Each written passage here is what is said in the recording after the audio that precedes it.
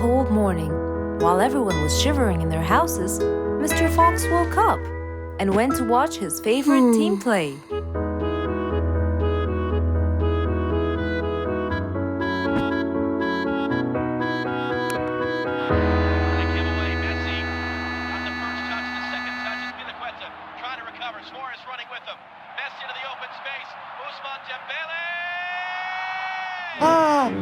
He's going to win! I wonder who could it be so early? Wait a second! I'll be right there! Good morning, Woody! How are you? It's been a long time since we last met. Oh, Mr. Fox, it has been a while. Tell me, have you finished building Nate's ship? Yes, Mr. Fox. I used teak and bamboo. Nate liked it a lot. He took it out on a trip. He and his friends had so much fun. Great!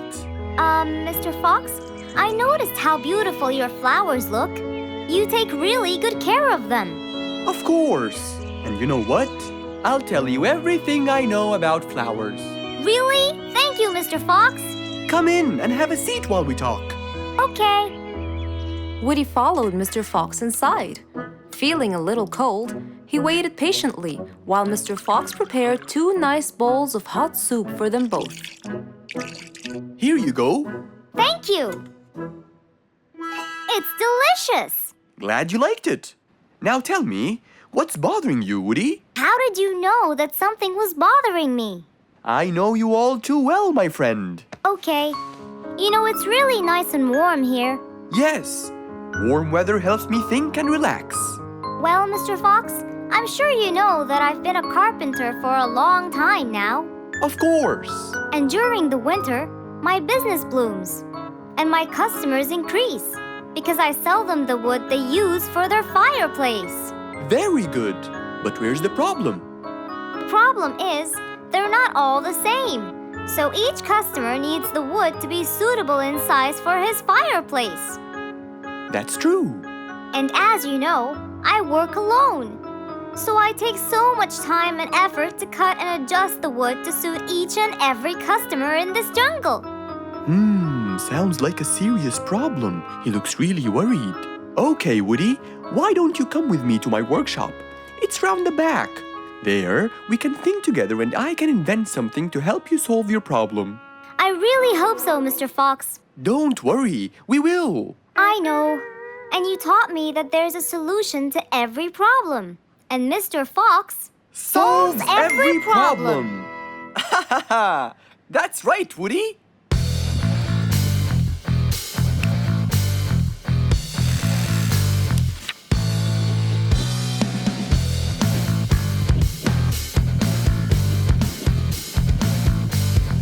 I will invent a gigantic wood-cutting machine that has the ability to choose and control the size and shape of your wood depending on what you need. What? Really? Aw, you're the best, Mr. Fox. I'm just going to need some time to build the machine. You got it, Mr. Fox. I'll go get a few things done and I'll come back. Okay, I'll see you then, Woody.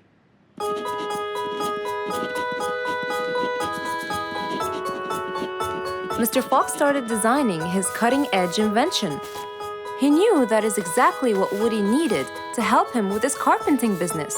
And because he was making this device for Woody, he thought he'd add a bit of color to make it all even more special. Finally, this is it!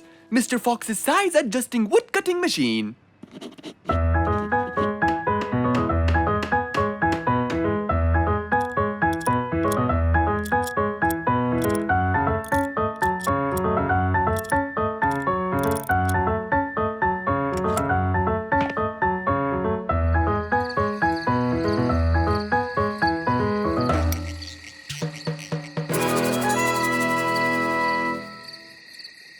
After finishing the device, Mr. Fox sat to listen to his favorite music, waiting for Woody, who came knocking on the door. Hello, Woody. You're right on time. Have you finished building the new machine for me, Mr. Fox? Of course I have. It's in my workshop. Let's go see it.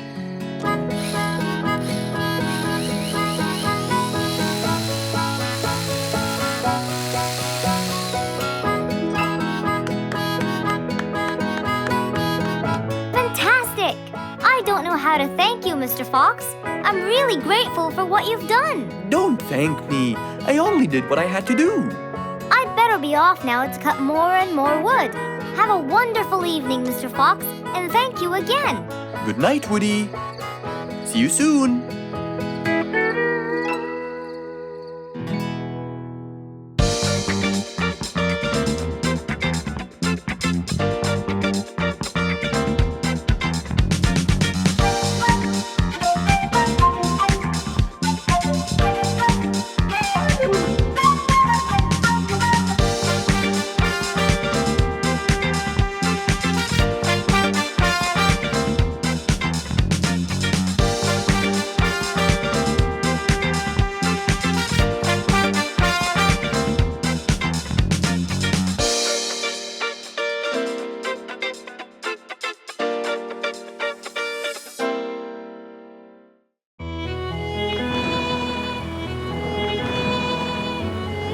One day, the mighty eagle flew to his nest. All he wanted to do was rest. He felt bitter, he felt cold. He was really getting old. He knew he needed someplace new. So, off to Mr. Fox he flew.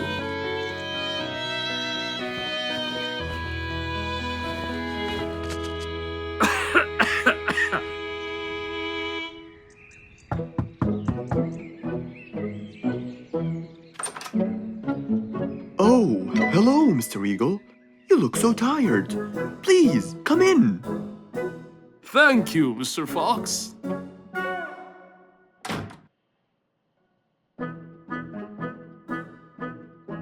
Now tell me, how may I help you?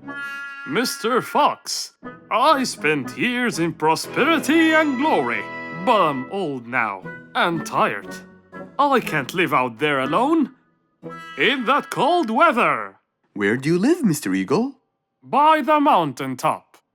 I see. The wind is strong there. I bet you catch a flu every now and then.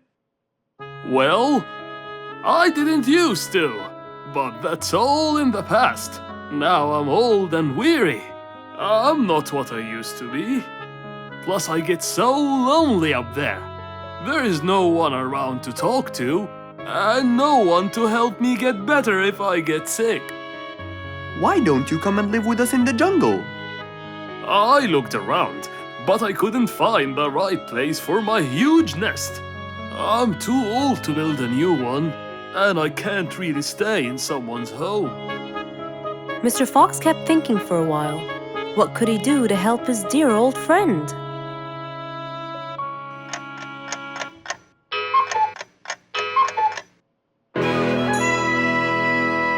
I got it! I think I can help you build a new house. Have no worries.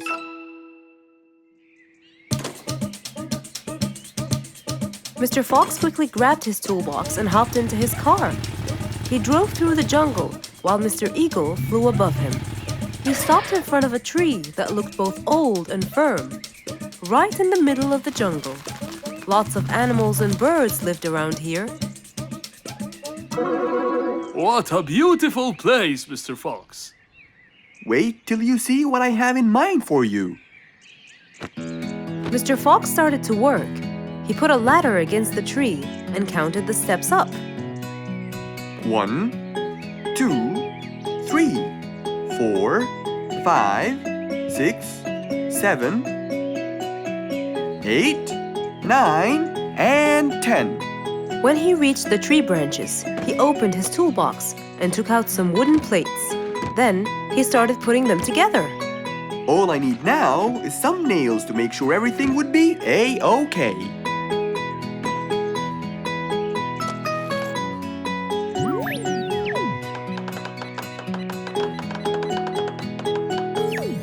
We're almost done, Mr. Eagle. Can't wait to see what it will look like, Mr. Fox. Oh my! What a wonderful treehouse! And it's all yours, Mr. Eagle. My own home. I can't believe it. Thank you so much, Mr. Fox. You're most welcome. As Mr. Eagle got inside his new house and closed the door, he felt a happiness like never before. He knew Mr. Fox's idea was truly the best, for there was comfort, there was warmth. He felt really blessed.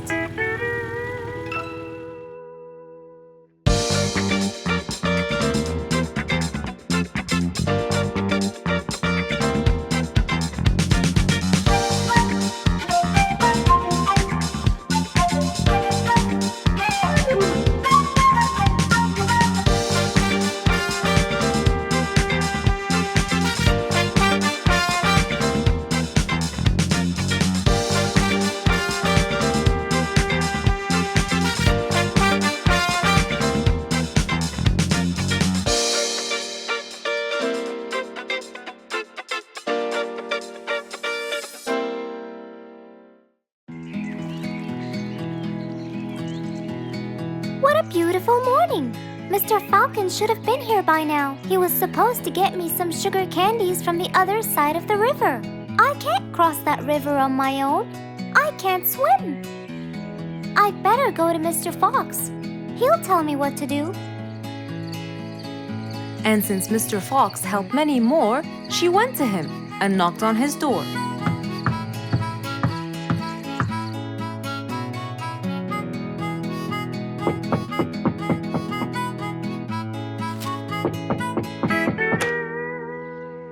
Who's there?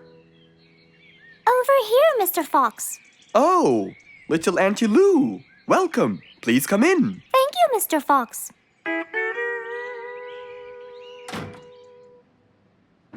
What can I do for you?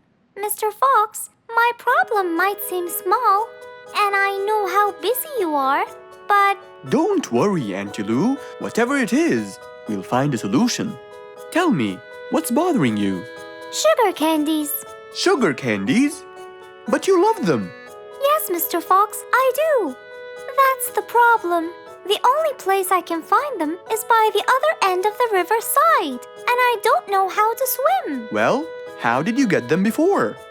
I had some friends who would cross the river and bring me some candies with them. But I can't wait for them to go every time. I want to be able to get them myself. I see.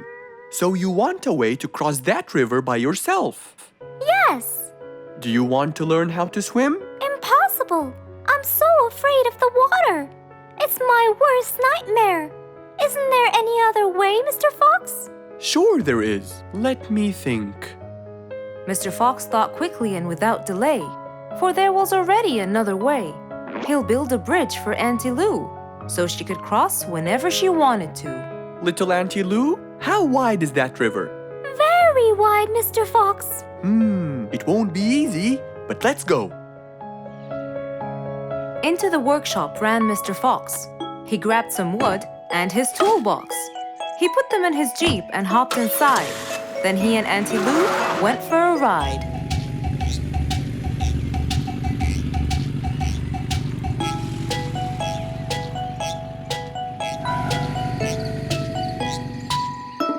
Little Auntie Lou, that's not a very wide river. But it is to me, Mr. Fox. You're only saying that because you're too big. Maybe you're right. Little Auntie Lou, let's get started.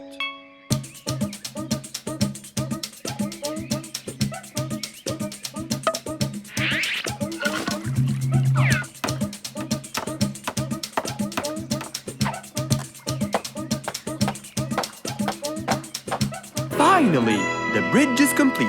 Mr. Fox, that's exactly what I wanted. Thank you so much. I'd better be on my way to collect the sugar candies. I've always dreamed of this.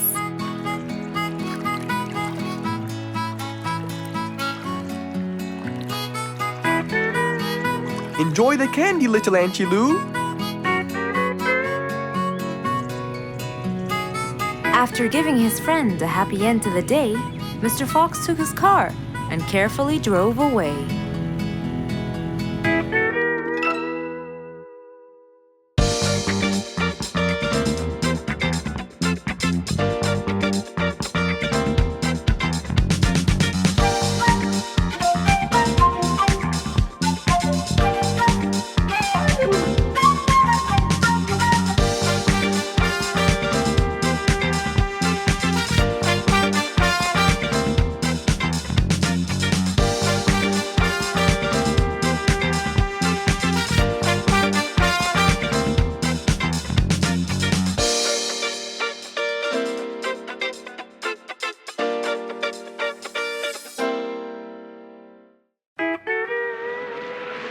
lesson.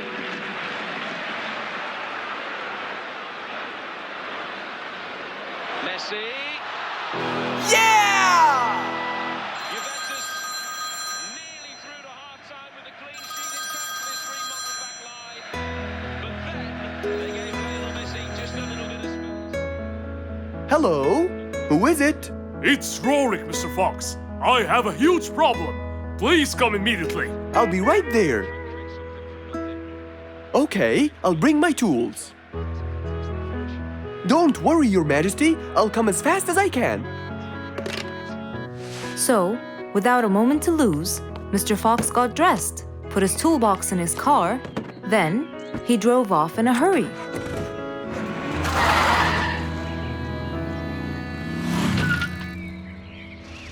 Meanwhile, Mr. Sleeperson was taking a drive through the jungle.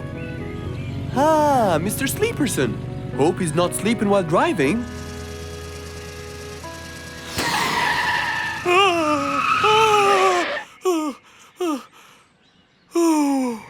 Huh?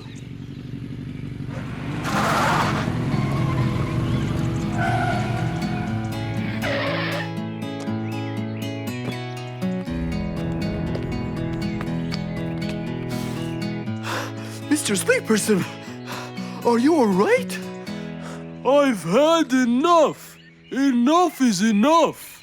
I can't believe his hairy face. What happened? It must be the second or third time I changed the tires, and every time Congo just deceives me. What? Congo? Impossible! He's a good mechanic. Then why did my tires explode like this? It put my life in danger, you know. I don't know, but I'm sure something isn't right. It's the gorilla, I'm telling you. Then let's call him and see what happens.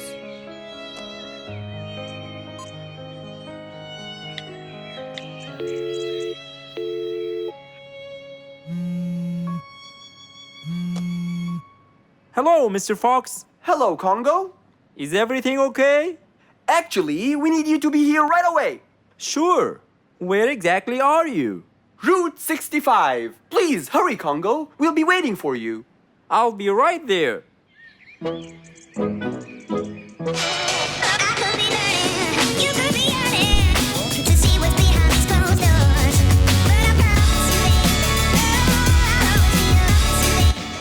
Here he comes. Please calm down and let me handle this. Okay, let's see what he'll say this time.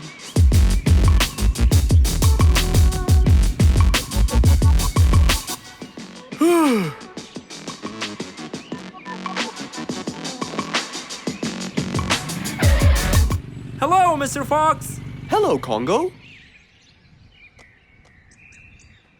What happened, Mr. Fox? You got me worried. Is it true you sold these tires to Mr. Sleeperson? Yes, that's right. What happened then? I told him 100 times, Mr. Fox. Those tires are special. They must be filled with a certain amount of air pressure. But he always sleeps and forgets. Ah, so that's why. You see, Mr. Sleeper, huh?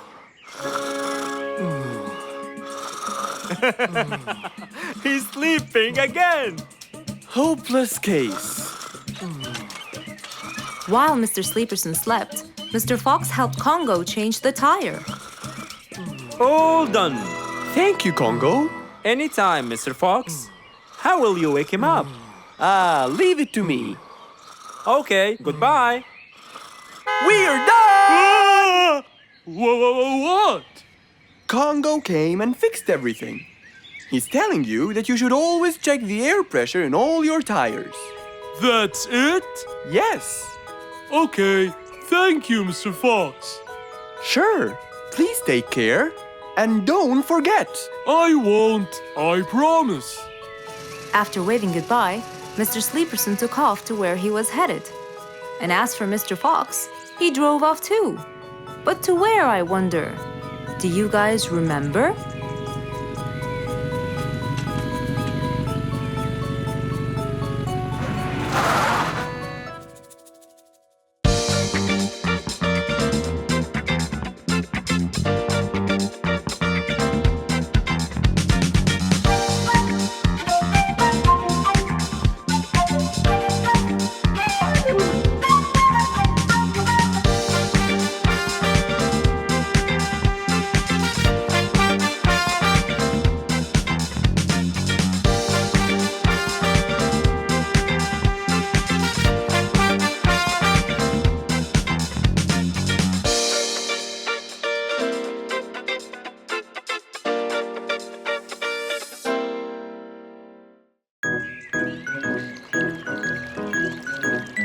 It was a nice warm autumn day.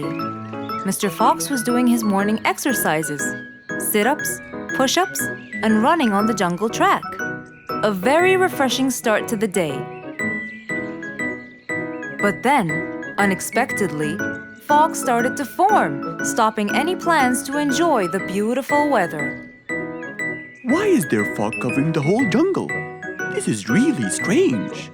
It's been happening a lot lately. I really hope everyone's all right. I should head home now. Oh, I think I should probably stay home today. I don't have my morning newspaper yet. And how would I? It's impossible to see. Aha! Wait a minute. I'll try calling Mr. Falcon. He'll definitely tell me what's going on. Mr. Fox held the phone and dialed Mr. Falcon's number.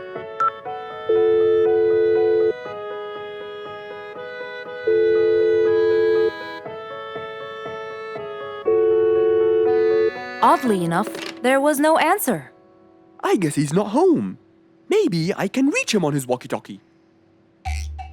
As Mr. Fox went to look for his walkie-talkie, he heard a loud knock on the door. Huh? I thought everyone stayed home in this weather. Who could it be?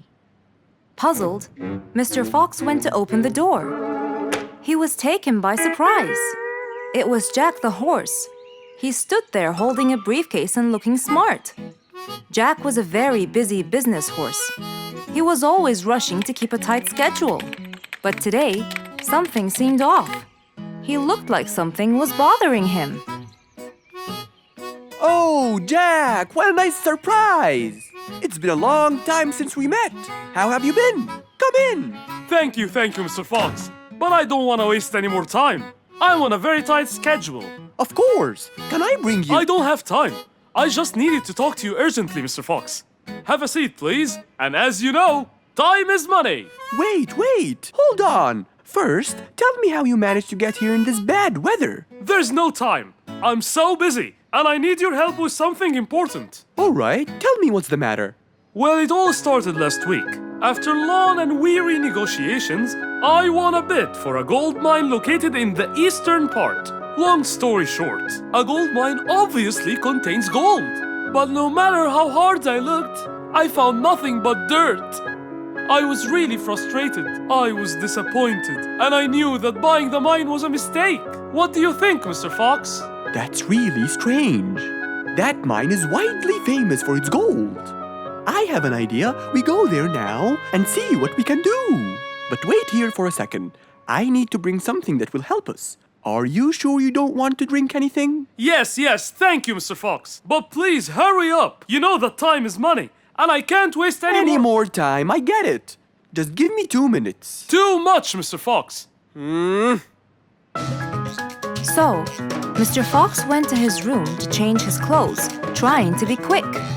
Then, he went to his workshop. He looked everywhere for his metal detector. When he found it, he took it and went back to his house, where Jack was standing there looking at his watch, with that usual impatient look on his face. Mr. Fox, why are you late? I have a really important meeting tonight at 8, you know. We're making a deal, and I don't want to waste any more time. You know that time is money. Time is money. I know that, Jack. But now we're wasting more time, aren't we? Right. Let's take my car, Mr. Fox. Okay. The fog had gradually started to clear away, and the vision became clearer and clearer. But as Mr. Fox was about to get in the car, something happened. What's that? What's going on? What happened? That's what we'll find out in the next episode.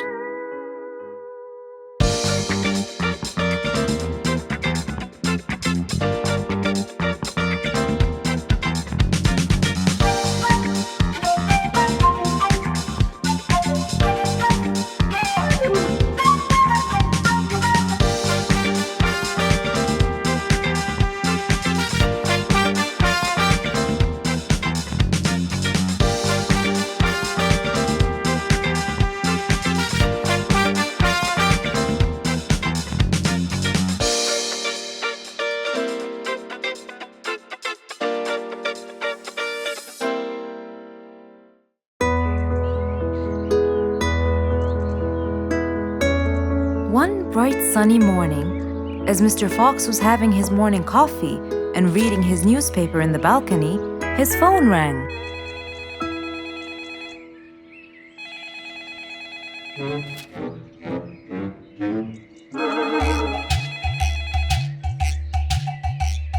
Who could it be so early in the morning? Hello? Hello, Mr. Fox. It's Rorik. Oh, hello, Rorik. How are you today? Not very good, I'm afraid. Why is that? My piano. I tried playing it today, but it sounds weird. How so? I don't know. Could you please come and check it out? Sure, I'm on my way. Thank you, Mr. Fox. I'll be waiting for you. And I'll be right there. So, quickly, Mr. Fox changed his clothes. He took his toolbox and his car keys, got into his car, and drove off to Rorik's place.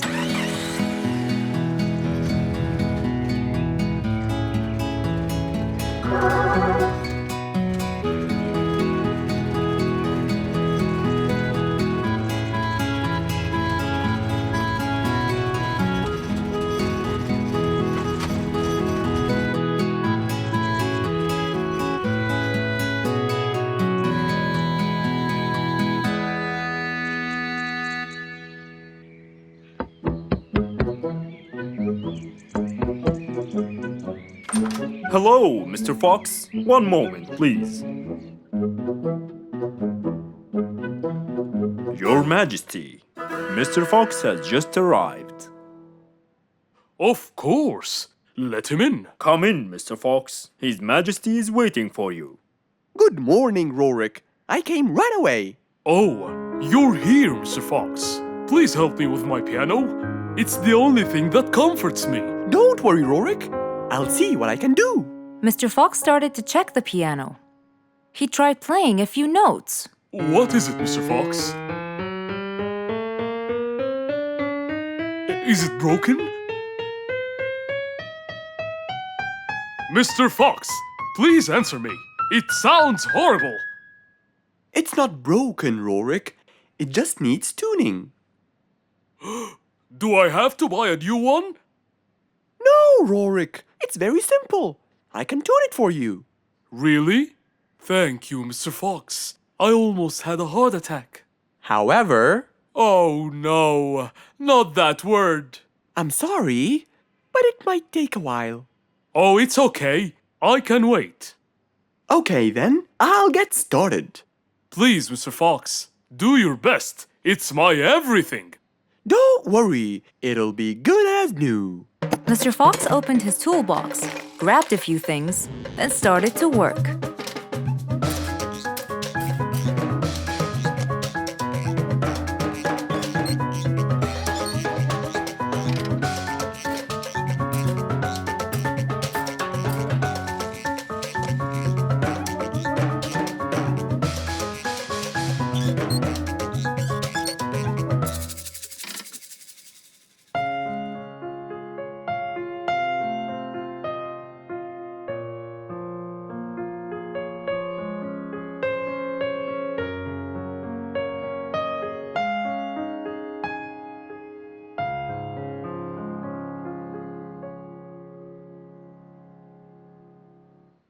Beautiful.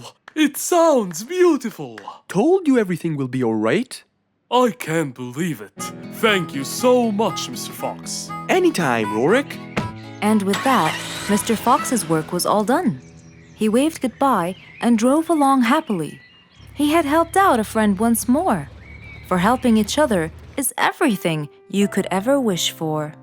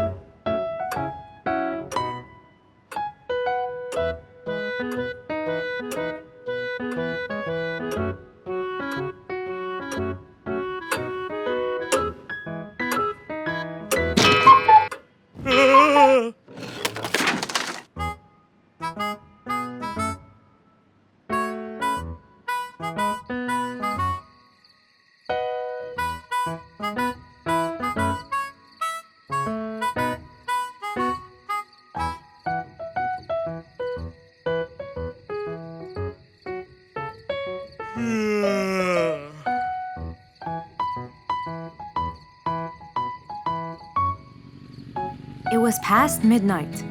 Mr. Sleeperson Koala was on his way home from work. The streets were empty and quiet.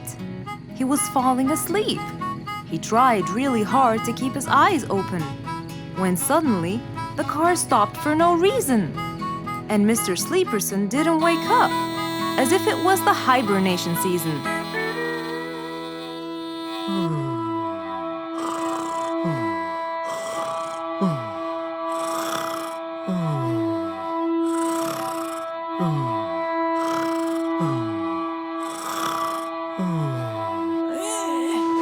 What is that? Mr. Sleeperson fell asleep on his driving wheel. The horn was too noisy for Mr. Fox to bear. He tried to block the sound out, but it was no use. He pulled his cap over his head, put earmuffs, but it was all in vain. He couldn't bear that horrible sound any longer. What a horrible sound! Who could it be this late at night? Oh no! Mr. Sleeperson! It's you again! What brought him here this time of night? And he slept on the driving wheel! Excuse me! Mr. Sleeperson! Hello? Hello?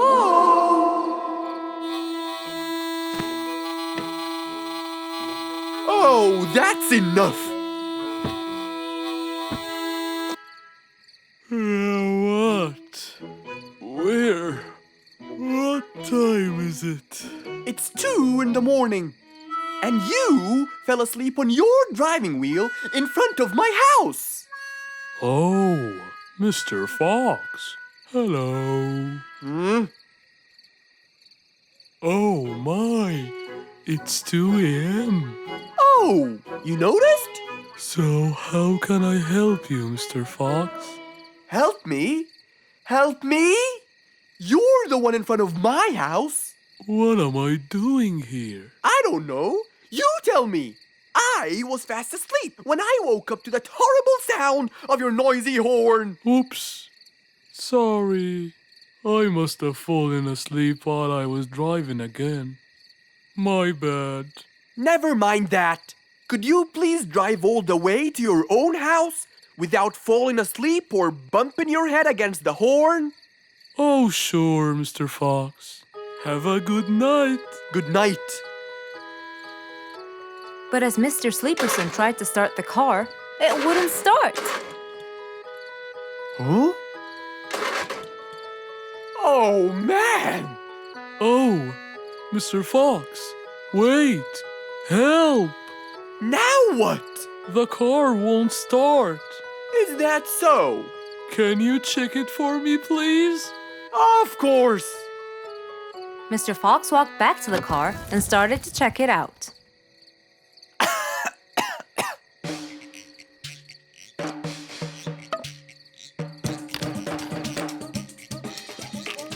Everything seemed fine. However, when he lowered the hood cover, he found Mr. Sleeperson sleeping in the back seat. He couldn't control his anger. He banged the hood cover. But Mr. Koala was still asleep. Mr. Fox decided to hop into the front seat and try to start the car himself. Huh? Mr. Sleeperson! Your car is out of fuel! Who? Where? Your car car is out of fuel! No way! Oh, what will we do now? You have to fill the tank. Okay. Mr. Sleeperson! What? Wake up! I'll fill your tank for you. I have some fuel in my house. Oh, that would be great.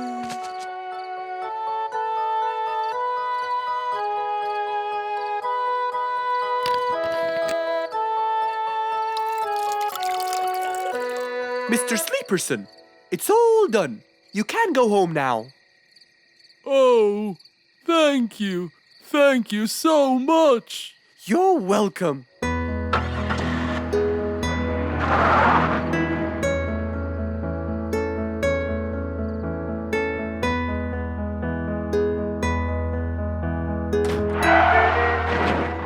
Oh, not again.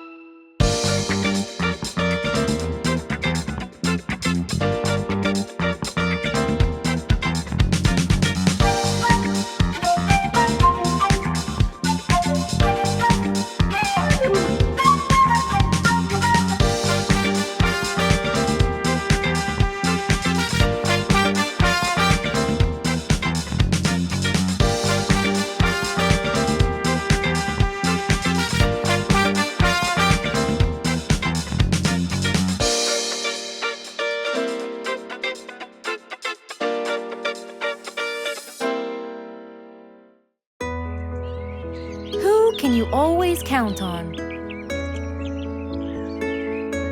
They're always there when you're feeling down, ready to draw a smile and remove that frown. They make a bad day so much better, especially if you share toys and play games together.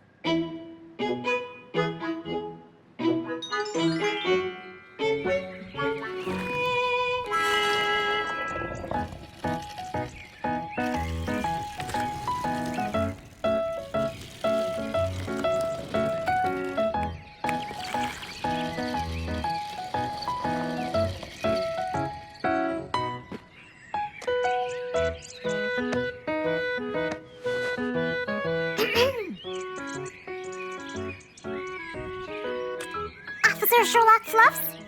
I'm with you, Officer Poppy Holmes. I think we're moving in the wrong direction. You might be right, Officer Poppy Holmes. I can see footsteps in the opposite direction.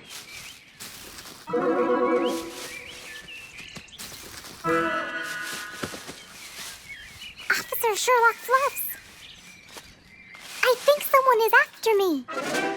Run, officer! Run!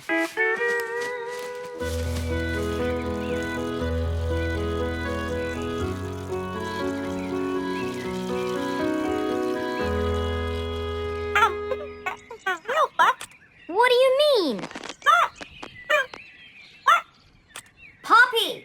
Poppy! You there? Poppy! I can't believe we lost the connection. Poppy! Poppy, where are you? Filled with worry, Fluff searched and searched for Poppy, but he couldn't find her anywhere.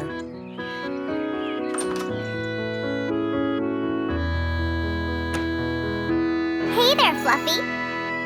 What? How come you're here? I thought you'd eventually come home. What happened to your walkie-talkie? It's not working. But we just got it. I know! I was looking everywhere for you. Aw, Fluffsy, were you worried about me? Stop it! We need to fix this thing. Do you have any idea how? Hello? You're the smart one. But I'm not much into technology. You know that. At least take a look at it. I did, before you came. I got nothing, really. Should we go over to Mr. Fox? I think we should. Let me change first.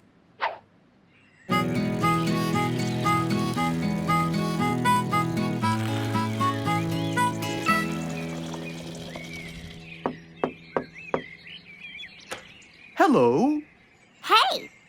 Mr. Fox, Poppy broke her walkie-talkie. I so did not. Don't fight, you two. Show me your walkie-talkie. Maybe I'll be able to fix it. Here. But I promise I didn't break it. I'll go to the workshop and see what's wrong with it. Thank you, Mr. Fox.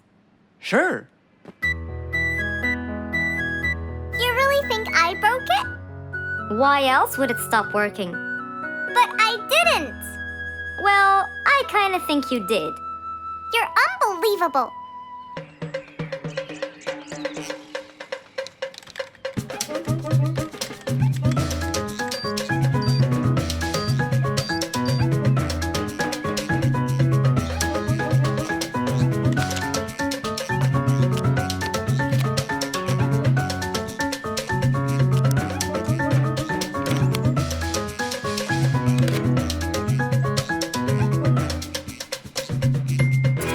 It's working just fine. I told you! Well, it wasn't before.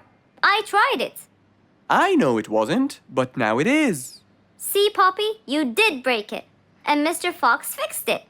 It wasn't broken, Fluffs. It just ran out of batteries. I'm sorry, Pops. Never mind. I was worried about you, though. I know. I have a wonderful brother. Brothers and sisters may fight every now and then, but at the end of the day, they're still best friends.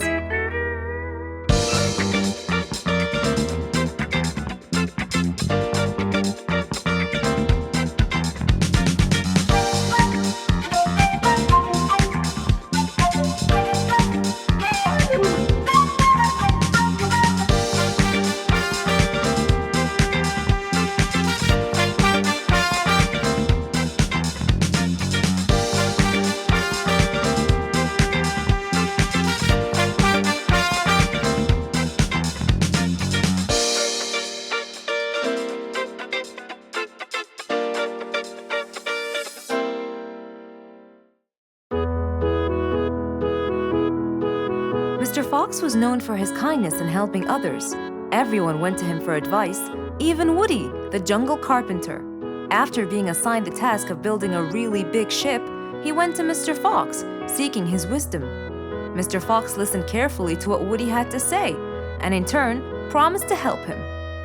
He started a research on shipbuilding, and after hours and hours of hard work, he finally got it. Yes! I've got it!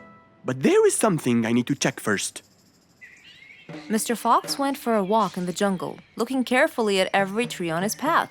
Then he stopped in front of one and said, Yes! That's the one! Immediately, Mr. Fox took a paint bucket. He wanted to mark the tree, so he wouldn't forget which one it was.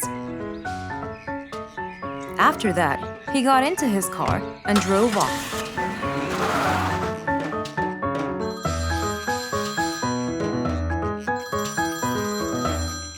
When he got home, he called Woody to tell him that he had found the perfect solution to his problem. It only took a few minutes before... Oh, Woody, right on time. Come on, Mr. Fox, tell me. Okie dokie, come in. I finally figured it out. I never doubted you, Mr. Fox. I was sure you'd be the one to help me find an answer to my problem. Oh, don't mention it. Here you go. These are blueprints. They're guidelines that will help you learn how to build a ship easily. Woody started reading the blueprints thoroughly. He knew most of what was written in it, so he looked up and said, It's a lot easier than I thought. Thank you so much, Mr. Fox. Oh, but Mr. Fox, what about the materials that I'll need to build it?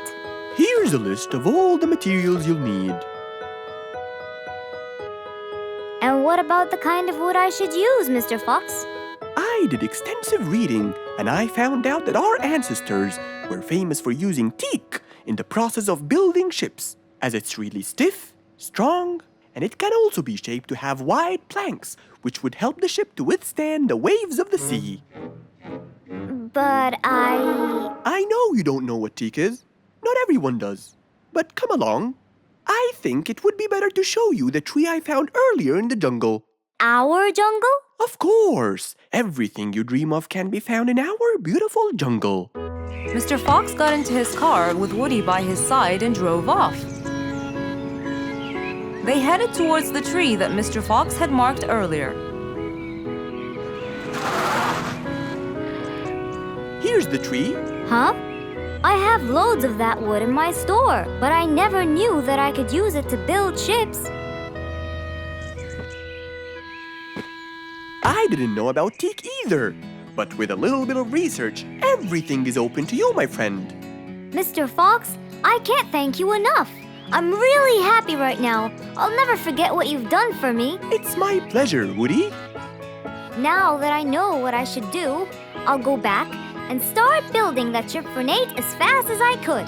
Thank you again, Mr. Fox. So, after helping his friend, Mr. Fox got into his car and drove away happily. You know, it's true what they say. A friend in need is a friend indeed.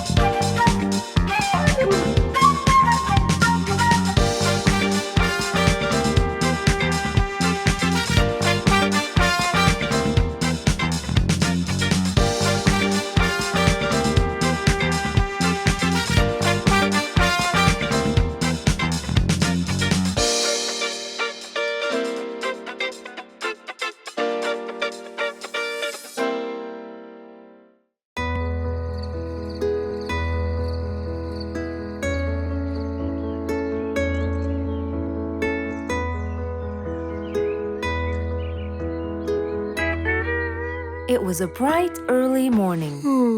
Mr. Fox woke up and went to wash his face.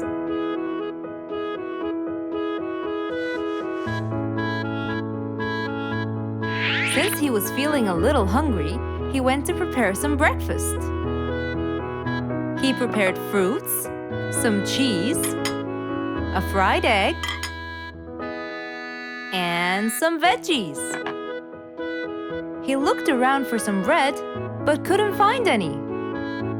No problem. He'll go to the bakery and buy some.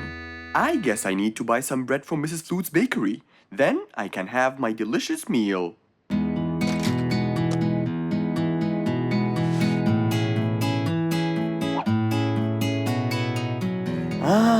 I'm very hungry.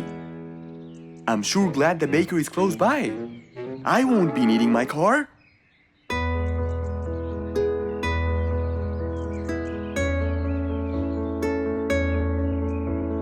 Mr. Fox decided to walk to the bakery.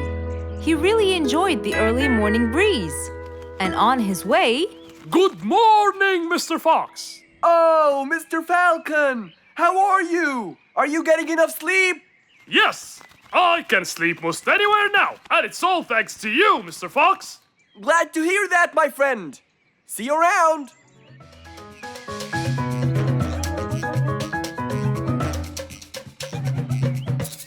When Mr. Fox finally reached Mrs. Flute's bakery, he found a long line of customers. He got in line and patiently waited his turn.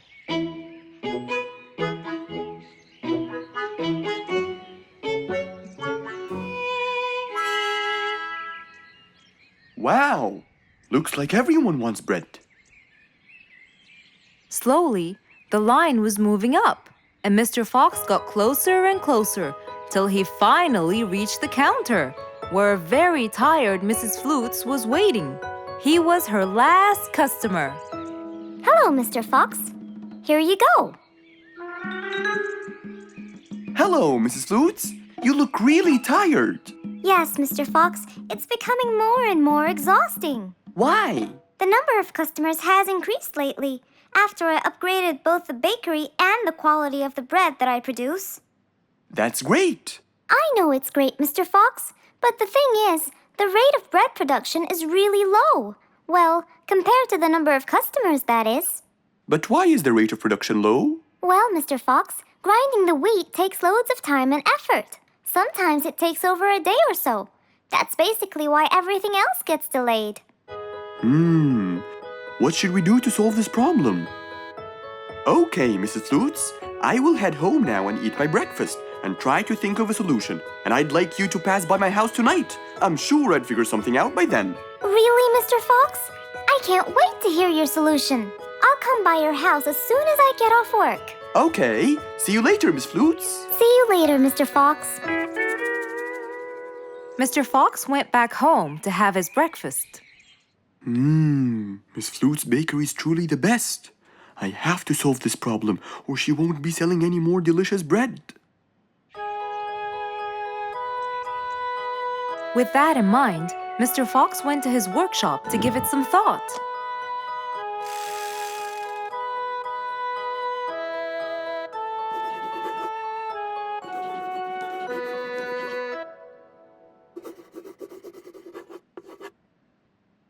Finally, he had a great idea.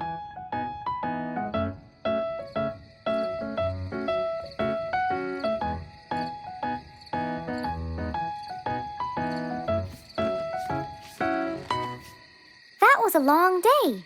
I should head straight for Mr. Fox. I'm sure he would have solved my problem by now.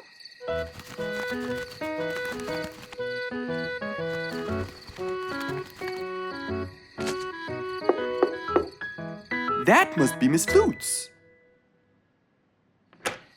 Hello, Miss Flutes. Come inside.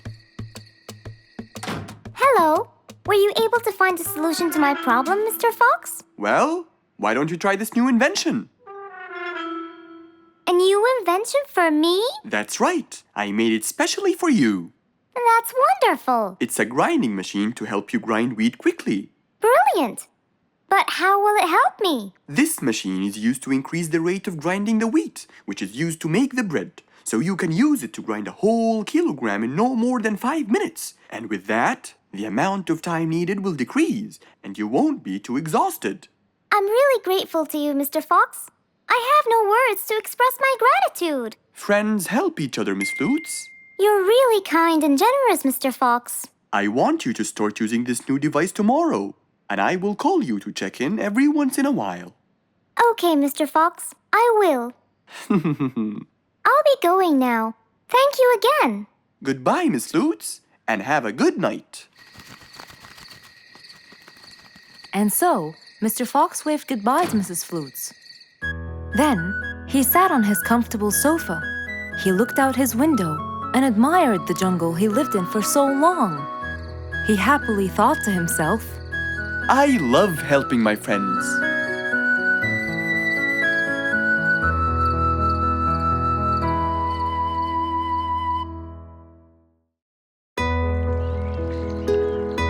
Rose stood in front of her painting stand, holding a few colors in her hand. But things weren't going as she planned. I think I should just paint the pig blue. No, wait. Maybe this will do. Maybe I should just take some of the pink color on my feathers.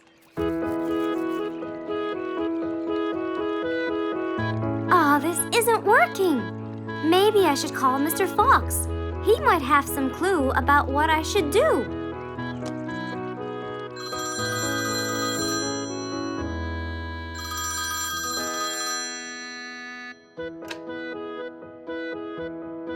Hello. Hello, Mr. Fox. It's me, Rose.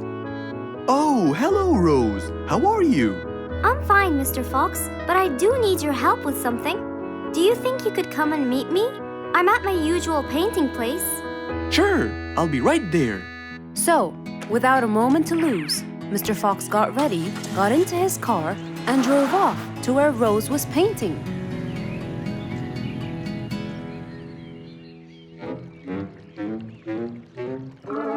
Oh, Mr. Fox.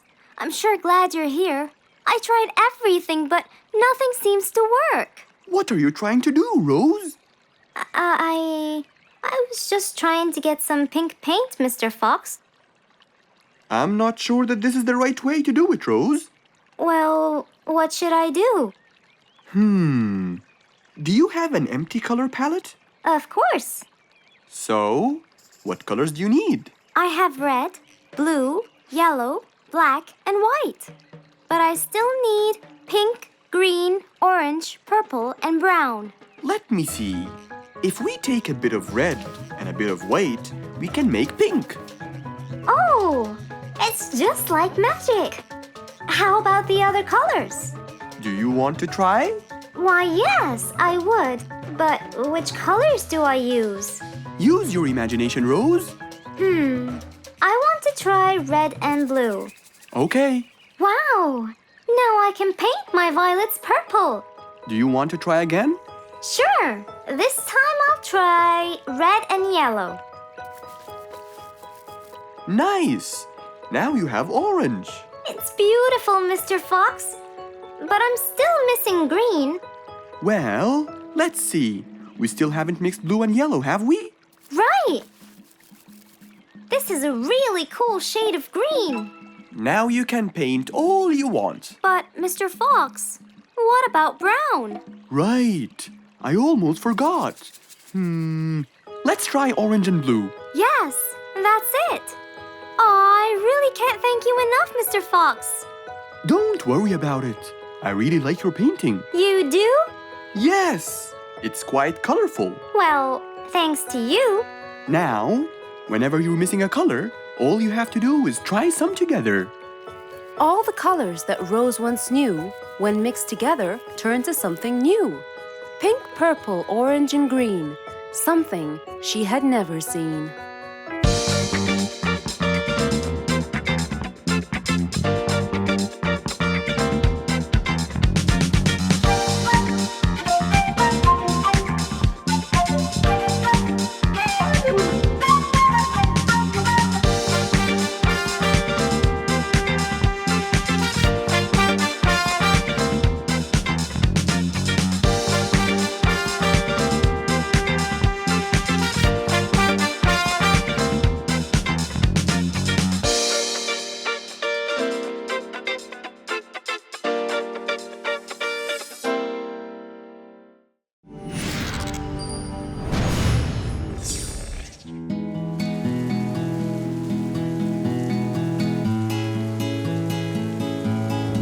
One stormy winter night, when most of the animals stayed warm in their beds and turned off the lights.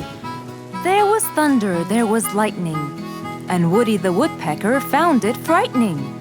He knew he was in trouble, for his house will soon become rubble. Oh no! What am I going to do? I better go to Mr. Fox before things get worse. With a nice cup of hot chocolate, Mr. Fox continued reading his book when the doorbell rang. It was winter. No one would walk in the rain unless they had a complaint. Woody, what are you doing walking around in such cold weather? Hurry, come in.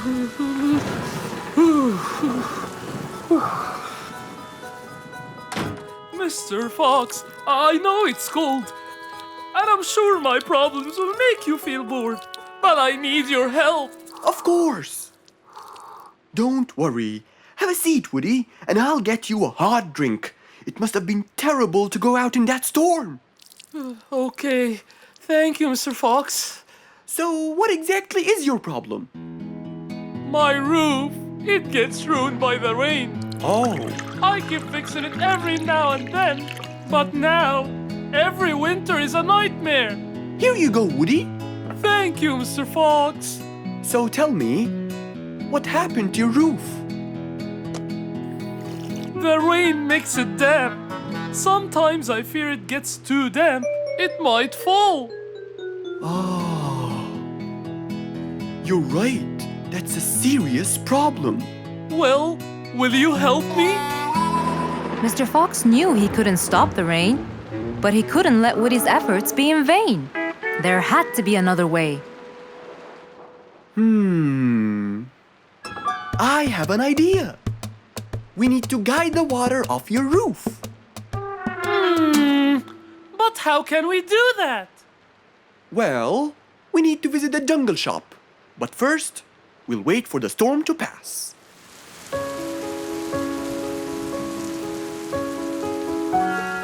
Finally, the storm faded away, revealing a bright, warm, sunny day. I think the weather is better now. Let's go, Mr. Fox!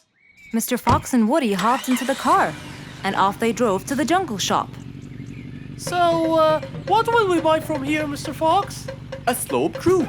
A roof? But how will we transport it? Oh, don't worry. There's a new type of roof.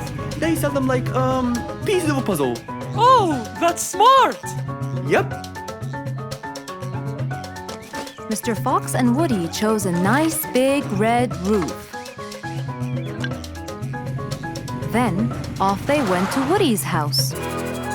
Mr. Fox got a ladder and climbed up. He started to fix the roof from the top. Now, all we need is to put the pieces together.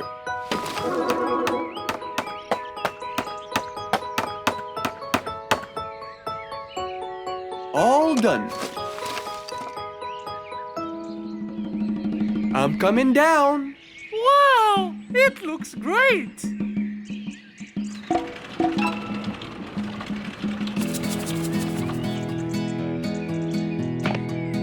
That way, all the water will slide down and the rain won't bother you again. So, does that mean no more rainwater will enter my house, Mr. Fox? Of course not. I guarantee it. Oh, I'm so happy! Thank you so much, Mr. Fox. Oh, it was nothing. We all like living in a dry, warm place in the winter.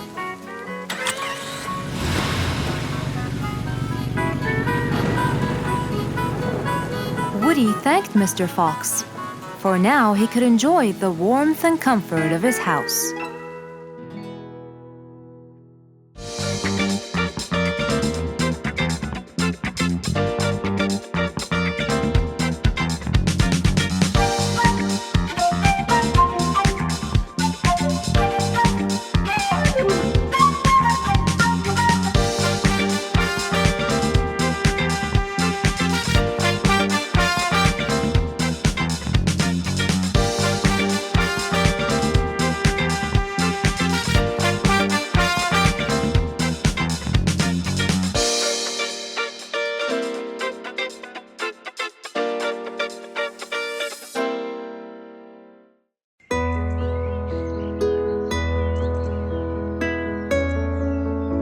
Is sad and looks really down.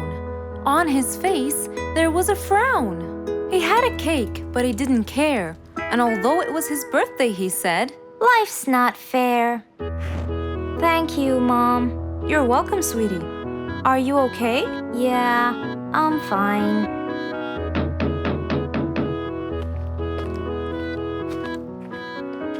Oh, look who's here. It was Rue's best friends, Poppy and Fluffs. Hey there! Happy birthday! Wow, neat birthday cake. Yeah, just a normal birthday cake, traditional birthday hat, and the same old wishes over and over again. Rue, are you okay?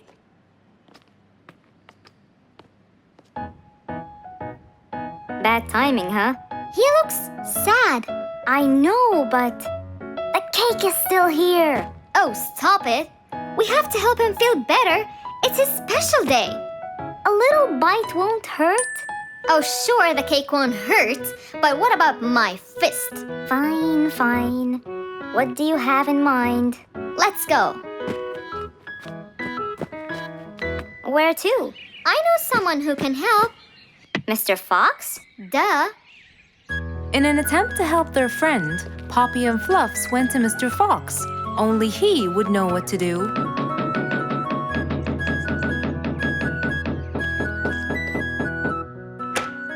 Hey, carrots. Do you have any lemonade, Mr. Fox? I stopped apologizing for his behavior long ago.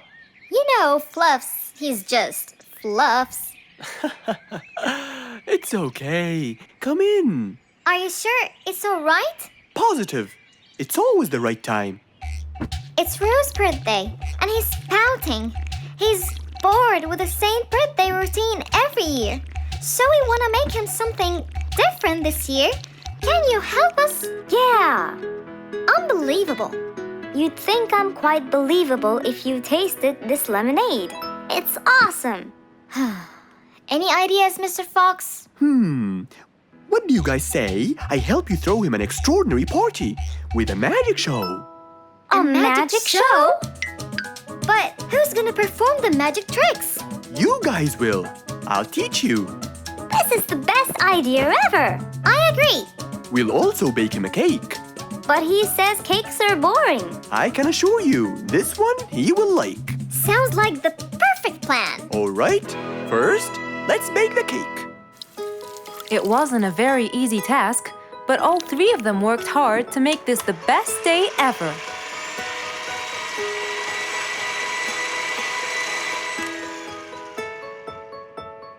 This is the coolest birthday cake ever. Now for the magic tricks. We need a bottle of water left in the freezer for around 2 hours and a plate full of ice. We'll also need some food coloring and soda. I'll get the color blue. I'll get the green and the yellow. And I think I'll get the red.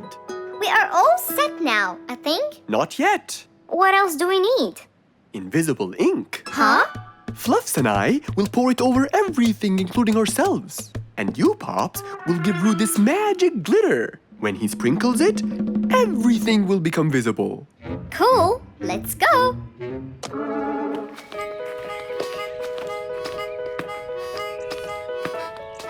Let us pour the invisible ink now.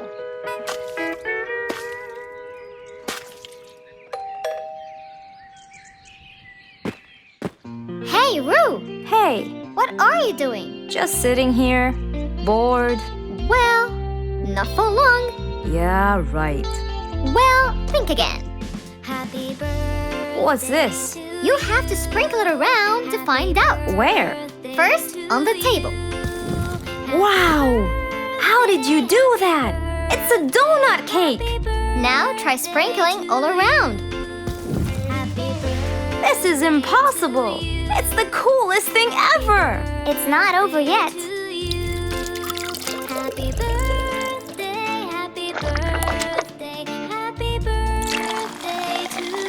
I can't believe you guys did all this for me! All thanks to Mr. Fox. He was a great help. I can't believe you guys! Thanks! That's what friends are for. Mom, come and see! What wonderful friends you have, Roo! Yeah, I think so too. Because of his friends, Roo's birthday was extra nice. One celebration was not enough, so they celebrated twice.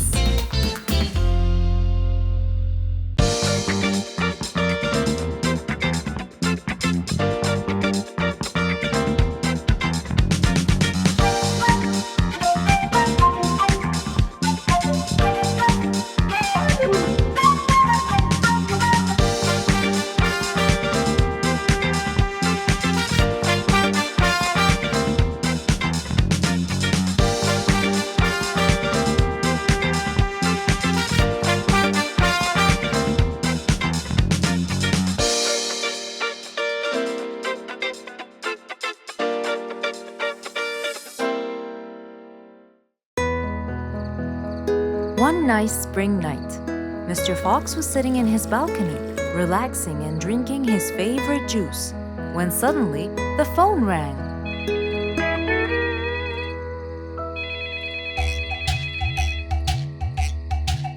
He wondered who would be calling him this time of night.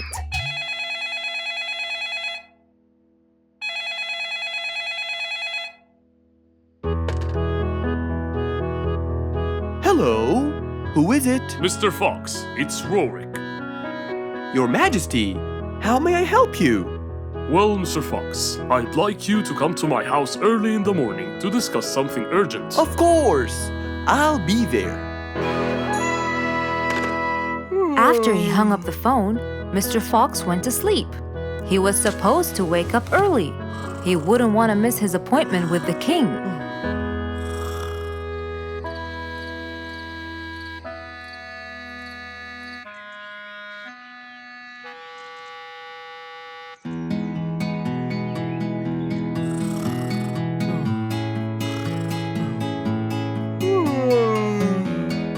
Early next morning, Mr. Fox woke up and went to wash his face. After that, he got dressed and was all ready for his appointment with the king. He got into his car and drove off.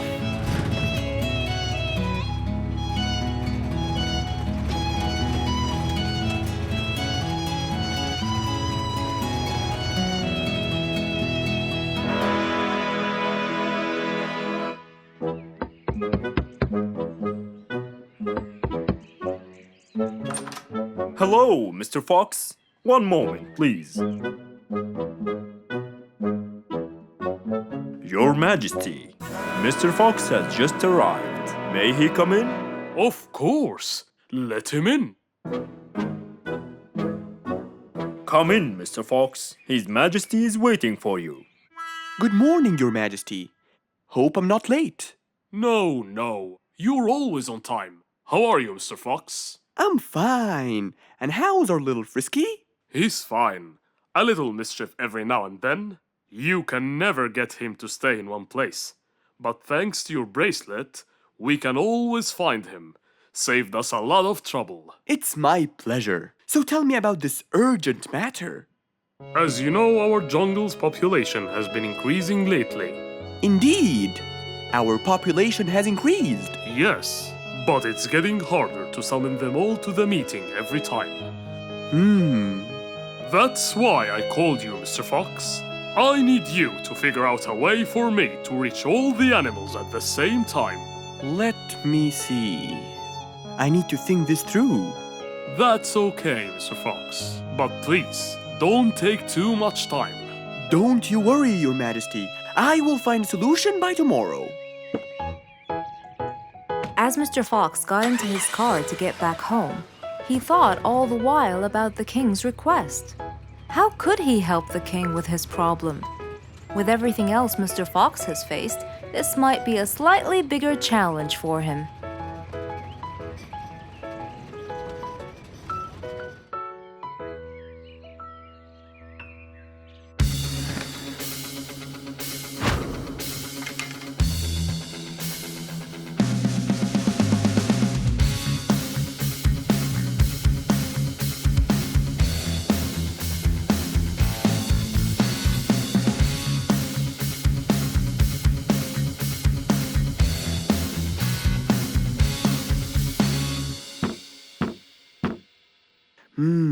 This is more challenging than I thought. Maybe a short break will help. Mr. Fox went back to his house and sat on his sofa. Since he can't think anymore about the king's request, he thought it would be great just to relax and watch his favorite TV show. Everything was peaceful and quiet. But then suddenly, I got it! Mr. Fox rushed back to his workshop. He quickly designed a new device. He carried the new device to his car, and off he went to King Rorik's place.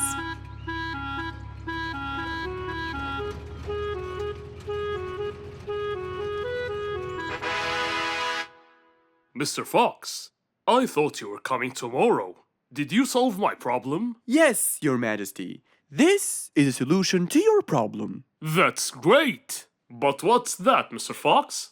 This is a megaphone. I made it specially for you. Every time you need to meet the animals, all you have to do is roar into it. Mr. Fox, you're a genius! But be careful. It's powerful. So make sure that no one is around you when you use it. Of course! I can't thank you enough, Mr. Fox. You're a great asset to all of us. It's my pleasure, Your Majesty.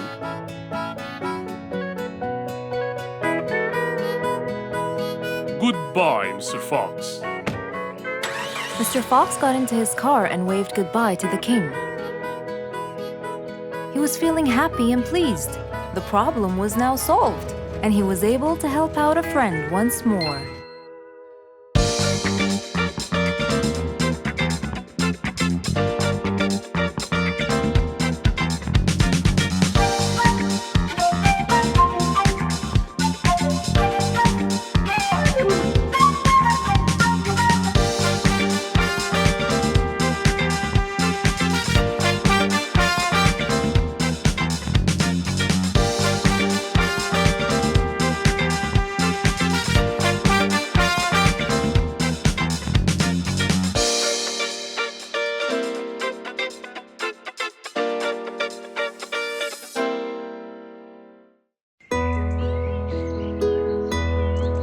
It was a bright, early spring morning. Still feeling a little sleepy, Mr. Fox opened his eyes and got out of bed.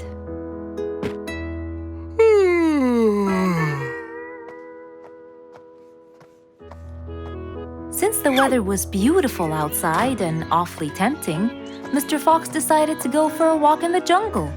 The sun was shining, the birds were twittering. It was a very peaceful morning. Well, sort of.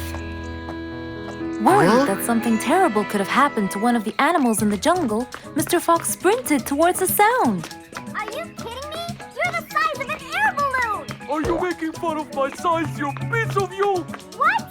Take that back now, you... No! I'll never take it back! This was all your fault! No, it wasn't! It was yours! No! It's always your fault! Now, calm down. Oh, Mr. Fox, I'm so glad you passed by. You're the only one that could solve my problem. Solve your problem? No, Mr. Fox will solve our problem. No way! What you did was a total crime. So not true.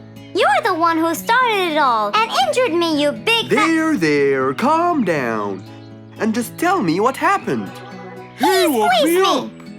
Slow down, one at a time. Mr. Panda, you go first. Thank you. Now, I was walking heading to my house when I realized that for me to get there, it will take me 12 minutes. And I was so tired and sleepy. So I thought about it, and I realized I should just lay here for a while and take a short nap. And just as I was starting to get comfortable, I found little chicklets screaming with the highest pitch into my ears, Mr. Fox. My ears! Can you believe that? Well, that's not a very nice thing to do, little chicklets. Why did you do that? But I didn't, Mr. Fox. And how is that? I was heading to my favorite lake, and I was walking just right behind Mr. Wicks, when all of a sudden, out of nowhere, he decided to lay down and fell to the ground and squeezed my beautiful wing. And if it wasn't for my high-pitched voice, I would have been dead by now. Well, that was pretty dangerous, Mr. Wicks. What should I do, Mr. Fox? I was really tired and I needed my nap. So I took it. What should a panda do to take his nap? Can't you just wait till you reach your own house? Or at least look behind you before you decide to fall down? My house is 12 minutes away, and all the walking had already stolen away all my energy. I had to take a nap to recharge. I can't keep on walking forever. Then look behind you or sleep next to a tree or something. Why don't you watch where you're stepping? It was a very troubling matter indeed. The little chick almost got crushed. But Mr. Wicks didn't mean it. He was just so tired that he fell asleep. Right? Mr. Wicks, answer me. Did you intend to squeeze little chiclet's wings? Of course I didn't. Were you aware that you were going to take a nap in the middle of the road? Actually, I vividly remember. I walked to the tree side first, but when I woke up, I found myself in the middle of the road.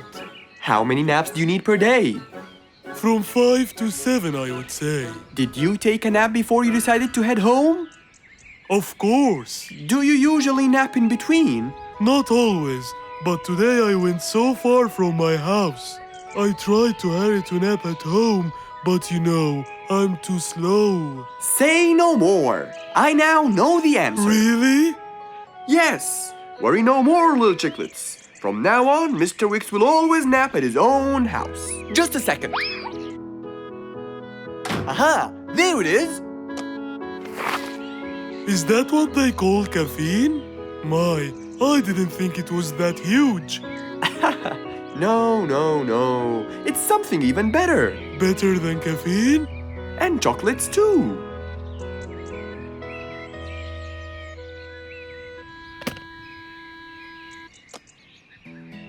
Wow! Rollerblades! So you'll be able to move fast and reach your house as fast as you can. Oh, can I try it now? Sure you can. Wow! Whee! Yahoo! Thank you, Mr. Fox. Anytime you need me, I'll be there. It was a bright sunny day.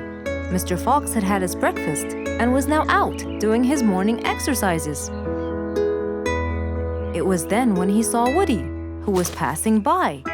Ah, Woody, how are you? Haven't seen you in a while. I really missed you. I'm fine, Mr. Fox.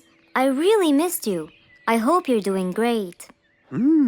Why does he look so sad? I hope nothing bad has happened. You look a bit down, Woody. Is everything all right? Are you okay?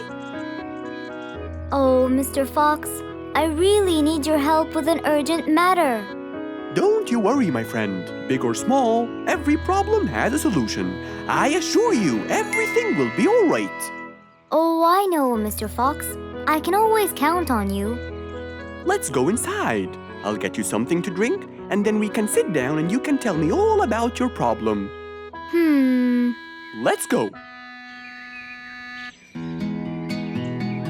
Woody followed Mr. Fox to his house. There, Mr. Fox prepared something special for Woody to help make him feel better.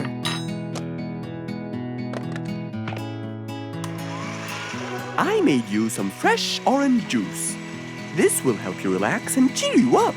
Oh, you're very generous. I love orange juice. Thank you.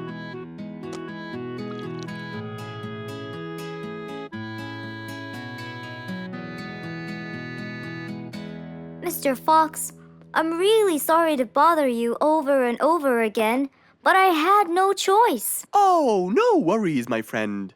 You know, Mr. Fox, I'm the jungle carpenter. My business has been growing recently, and now I have many customers. Yes, you're a hard worker. You deserve it. I used to build boats for fishermen. I got famous for my skills, especially after I built Nate the fisherman the boat of his dreams. He went and told everyone in the jungle about it. They overwhelmed me with requests. That's fantastic. I'm really glad to hear that. But Nate came to me yesterday and asked if I could build him a ship. One big enough for him and all his friends, as he is planning to go on a fishing trip. It's for a special trip, he said. Yes, I've heard about that. Well, the problem is, I've never built a ship before, and I have no clue what kind of wood I'm supposed to use. I don't know what to do. How will I build him the ship he needs without the proper wood? Will you help me, Mr. Fox? Whoa, that's a serious problem. I'm gonna have to look through my books. Well, you're never too old to learn something new. I could use some time. I'll call you as soon as I find a solution. I will be waiting for your call. I know you'll be able to help me, Mr. Fox. After Woody left, Mr. Fox started his researches on shipbuilding.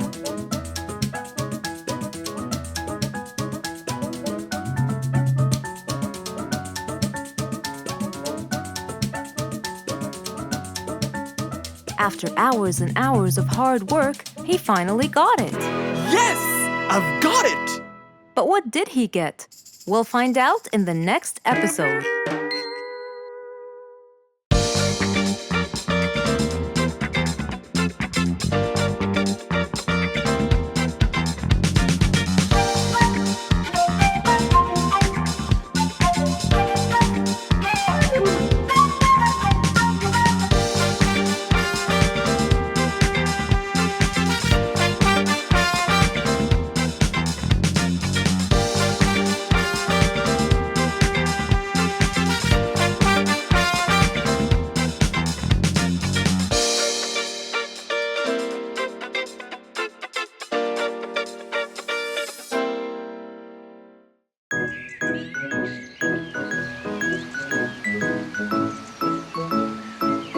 It was a beautiful Saturday morning. Since the sun was shining and the weather was nice, Mr. Fox thought it was perfect for morning exercise.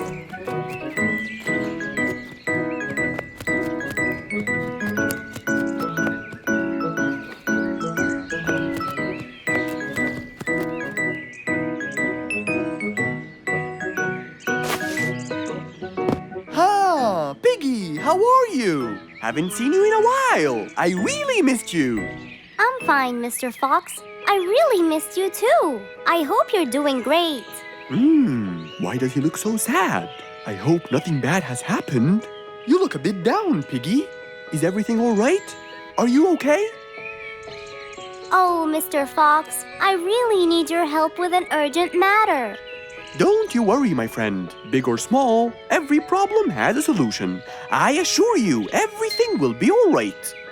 Oh, I know, Mr. Fox. I can always count on you. Let's go to my house. I'll get you something to drink, and then we can sit down and you can tell me all about your problem. Let's go. With that said, both of them headed off to Mr. Fox's house. So, Piggy, tell me what's the problem? I keep trying to grow a plant in my garden, but it keeps dying. Do you give the plant enough water? Yes, every day. Well, how about the sun? Do you keep it in an open, sunny area? Yes, I do. I plant it in my garden. Looks like I'll have to come with you to find out what the problem is. Wait here for a moment, please. So, without further delay, Mr. Fox changed his clothes and got ready. Then, they both got into the car and drove off to Piggy's house.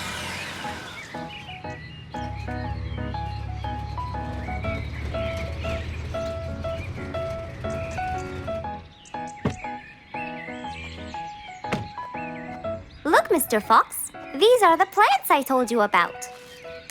Little Piggy, the plant you're trying to grow is ivy. And ivy likes to grow on something firm, like a gate or a wall. That's how they grow so tall. Ivy? I thought it was just an ordinary plant. Well, you can still grow it on the garden wall. Piggy, do you have a ladder? Yes, Mr. Fox, over there. Okay, come with me. Hand me the drill, please.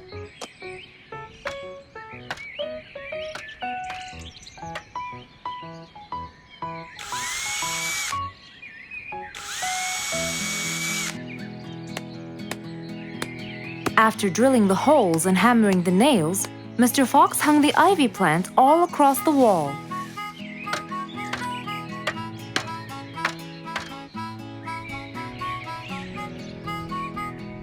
Now, when the ivy grows, it will find this wire to hold on to. I got it. Thank you, Mr. Fox. You're welcome. Take good care of it. After saving the plant and helping his friend, Mr. Fox took off. And that, my friends, was the end.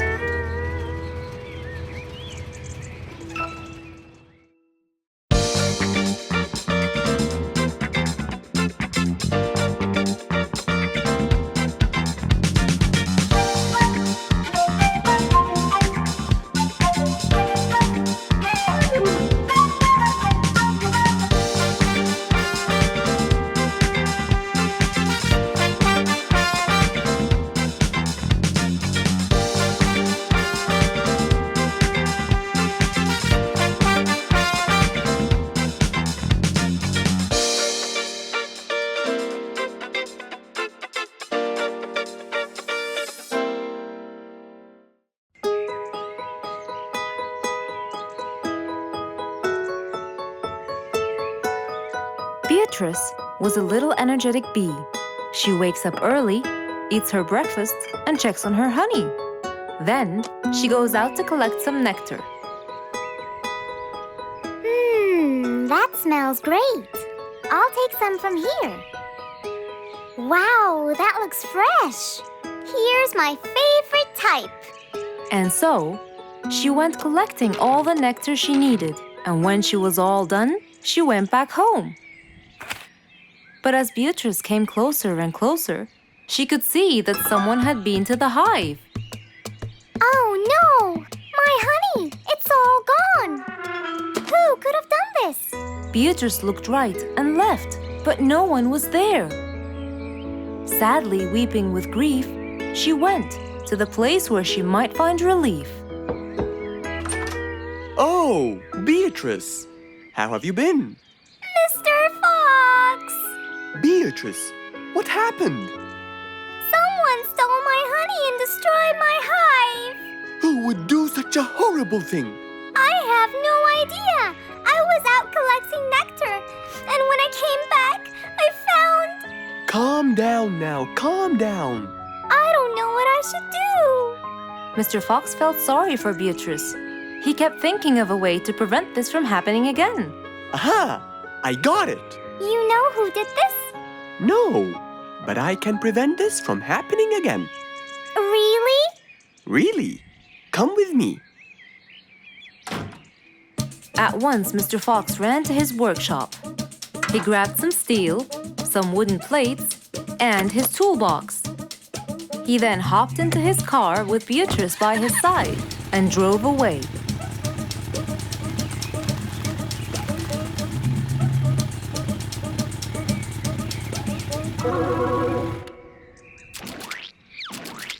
Oh, See? I told you. It's a complete disaster. you were right. But don't worry, everything will be okay now.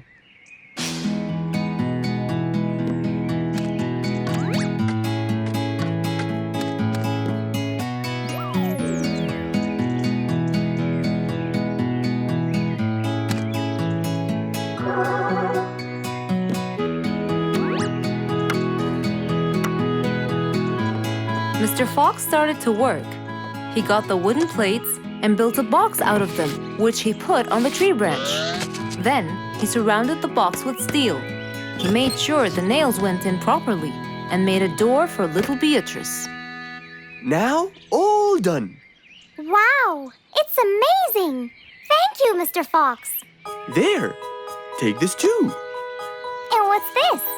This is the key to your hive, so no one would enter without your permission. Really? Oh, I can't thank you enough. Don't worry about it, Beatrice.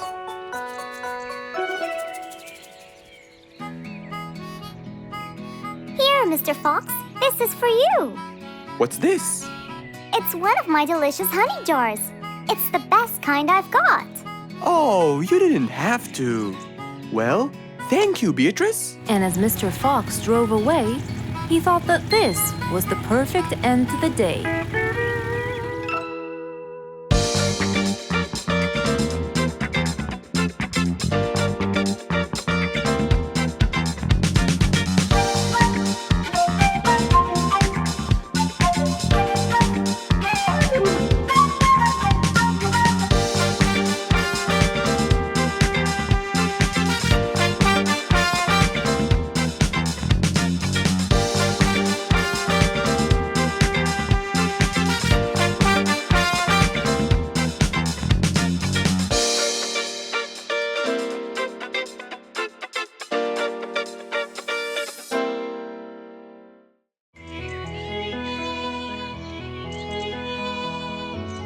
It was a very fine day, in the beautiful month of May. Mr. Fox decided to go for a walk. So, without further delay, he was on his way.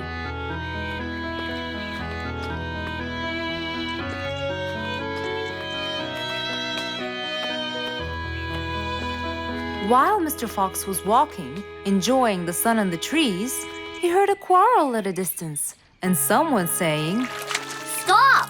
Please!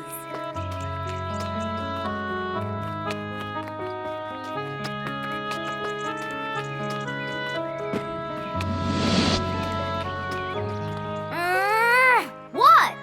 Can't a monkey enjoy a spring nap in peace? Nap somewhere else. I don't care. Excuse me? You splash somewhere else. You've got the whole ocean. That's more than enough room. What's going on here? I like it here, and I'm going to stay. You stink! Bingo? Bite me. Bubbles?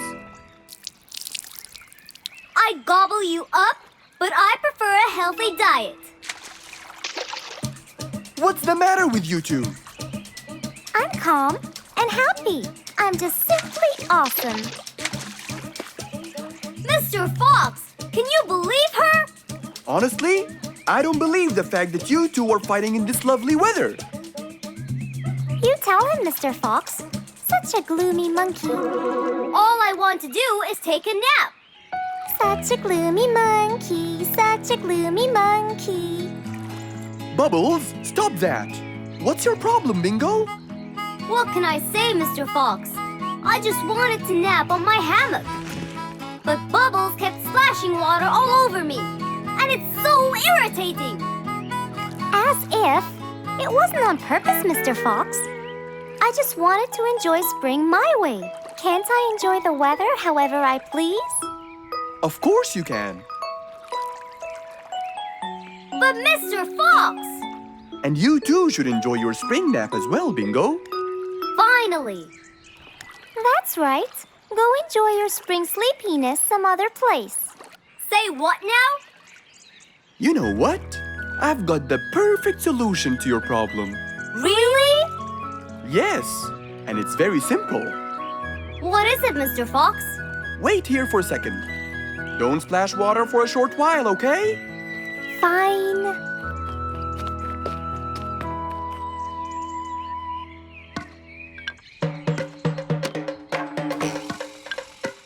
The hammock was very close to the lake. That's why Bingo got water all over him every time Bubbles splashed. But Mr. Fox wasn't gonna let them fight. He had the perfect solution for both their plights. What are you doing, Mr. Fox? Wait and see for yourself.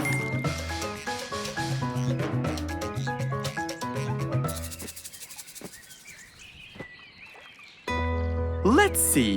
First, we'll untie the hammock. 1, 2, 3, 4, 5.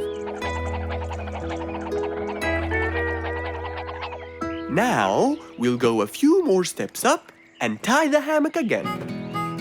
Here's good. There you go. Try it now, Bingo.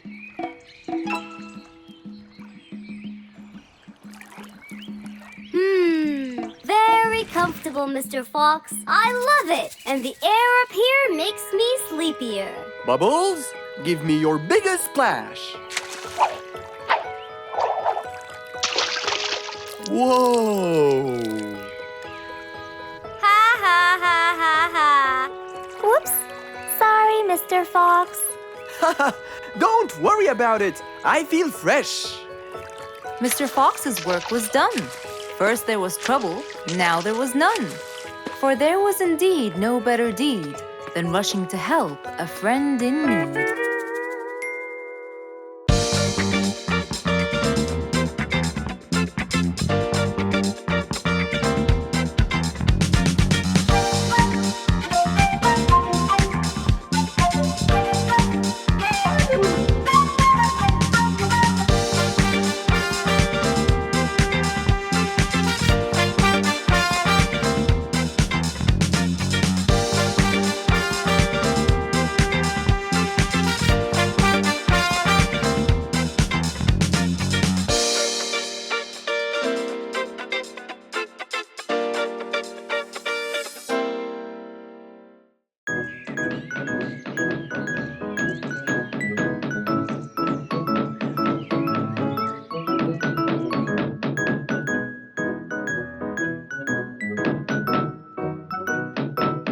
I'm coming.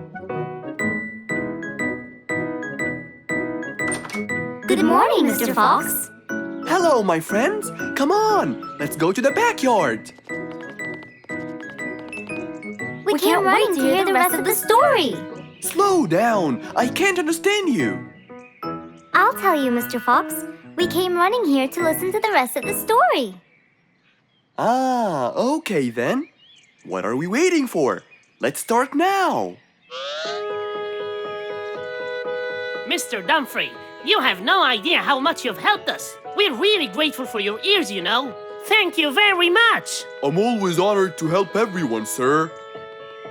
Wait, I sense vibration in my ears from that direction. Huh? Follow me. Here, something is definitely here. Speeder, Come quickly, we'll start digging.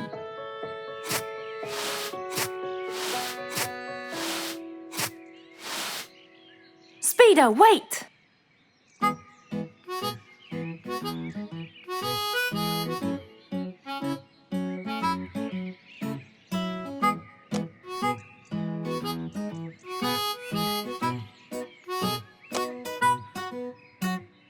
Wow! This skeleton goes back to the Mesozoic era, the Triassic period to be precise. This is so rare!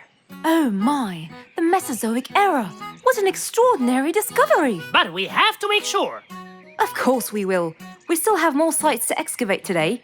Are you ready, Mr. Dumfrey? No problem at all. But I'll need some juice barrels to regain my powers. Speeder, bring 3 barrels of juice for Mr. Dumfrey immediately.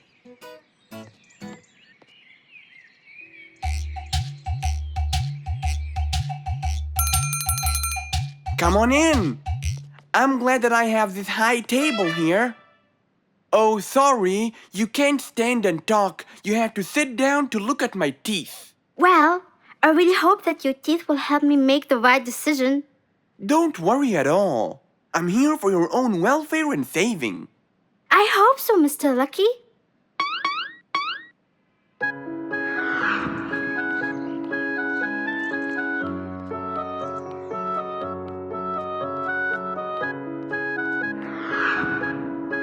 Oh, I knew it! This new job won't suit me. I can't thank you enough, Mr. Lucky. You saved me from a lot of trouble. You're a very important person in our jungle. No problem. I believe I was gifted to protect and help the people. If I didn't live up to the gift, it might be taken away from me. It was nice meeting you, Mr. Lucky. I'm sure you're gonna save lots of people as you did for me. Number 82, please come in.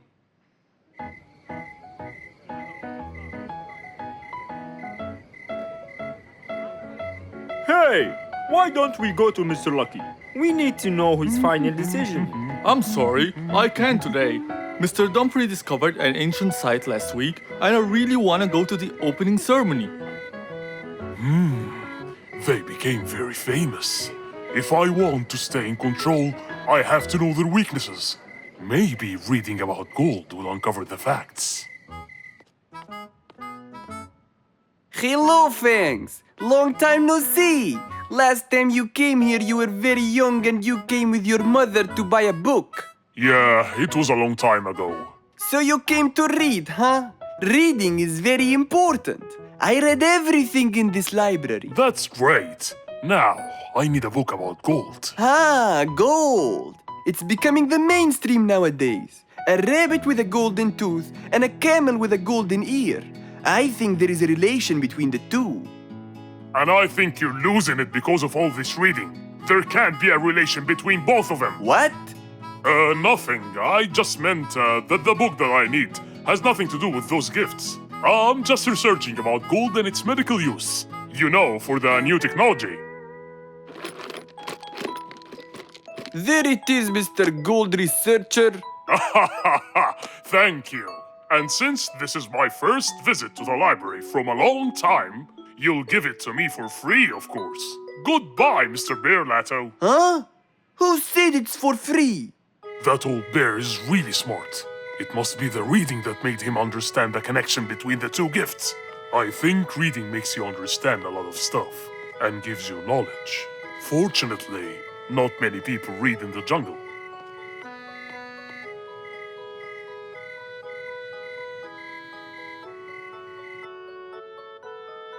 Yes, found it.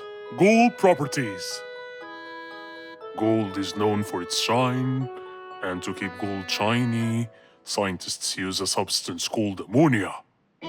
Ah, yes, that's it. Gold brightens and dims.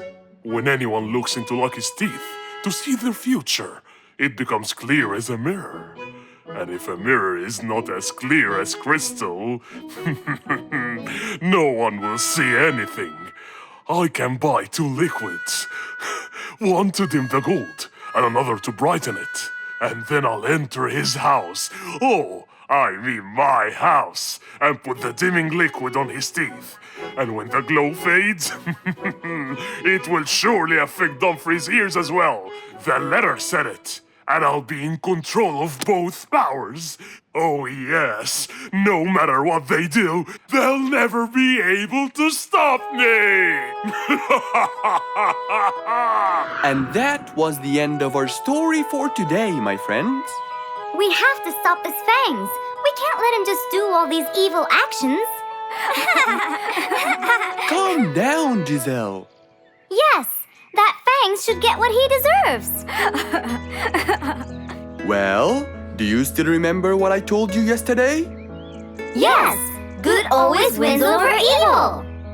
Well done. But don't be late next time. An autumn windy day. It was Jumbo's birthday.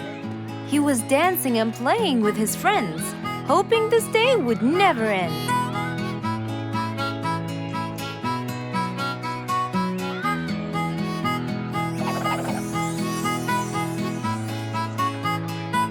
Everyone ran to hide all the same, but Jumbo slipped and fell.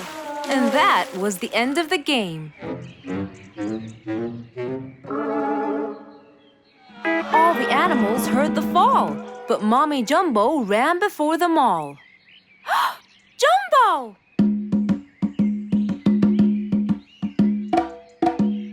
Oh, Jumbo. Combo, you have to take him to Mr. Fox immediately. So, without further delay, off to Mr. Fox's house they hurried away.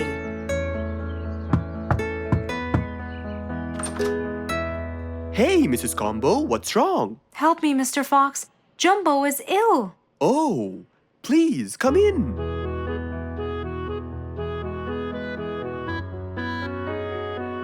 You look cold, Jumbo. I'll get you something hot to drink. Thank you, Mr. Fox.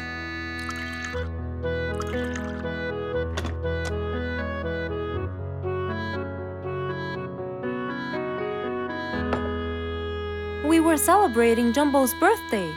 Oh, happy birthday, Jumbo. Thank you, Mr. Fox. But as he was playing with his friends, he slipped and fell into the pond. He started shivering and sneezing. I feared he might be sick, so I thought I should bring him to you, just in case. Well, why don't you lie down, Jumbo, and let's take your temperature.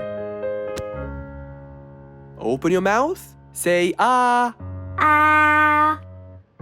Fever, stuffy nose, red dots all over his trunk. It's definitely sniffles.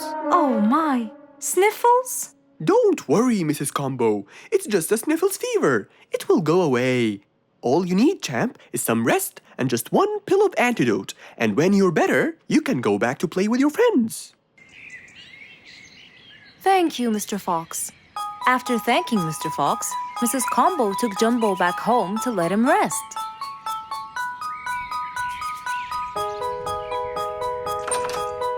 All right, Jumbo. Now all you need to do is follow Mr. Fox's advice and keep Mr. Thermometer under Under my tongue? To find out if I'm all better so I can go outside and play with my friends? But first, you gotta Keep my thermometer in my mouth? right, son. You can count on me. Now, you'll stay put and oh, sorry. Call me when it beeps.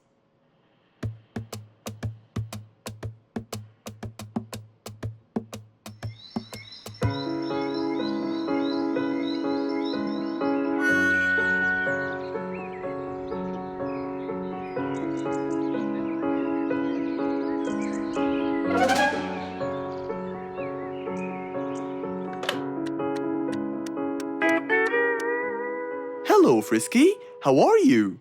Hi, Mr. Fox. Roo and I were playing and I'm about to win. Listen, Frisky. I'm going to visit Jumbo now and check on him. I'm sure he'd be really happy if you and Roo come with me. What do you think? Great idea, Mr. Fox. I want to check on him too. We'll meet you there. As agreed, Mr. Fox met Frisky and Roo at Jumbo's house. I'm coming.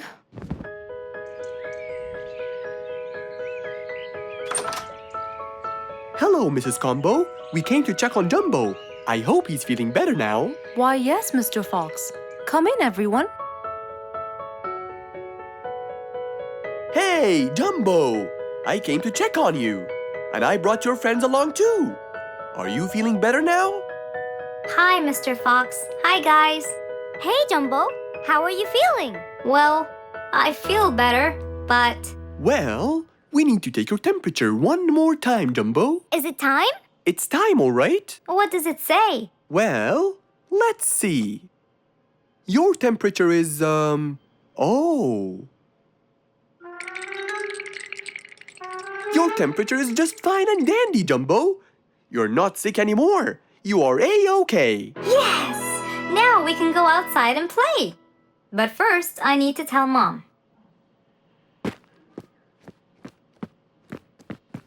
Mom? Mom? Where could she be? She's not in the kitchen. Mom! She's not in the living room. I wonder where she is. I'm here. In the bedroom. Mom? Are you okay? I think I might have caught a case of sniffles too. Don't worry, dear. I'll be fine. Now why don't you go out and play hopscotch with your friends? I'll join you when I get better. But Mom, I won't be happy if I go to play and leave you here all by yourself. I'll be only thinking of you. So, what do you think you should do, little Jumbo? I have to sit here and take care of you, Mommy. You always take care of me when I get sick. I'll take care of you and never leave you alone. Oh, I love you more than anything in the whole wide world, Jumbo. Now it's time to take your temperature. Right, Mr. Fox? You're absolutely right, Jumbo. So rather than go out to play, by his mother's side, he decided to stay.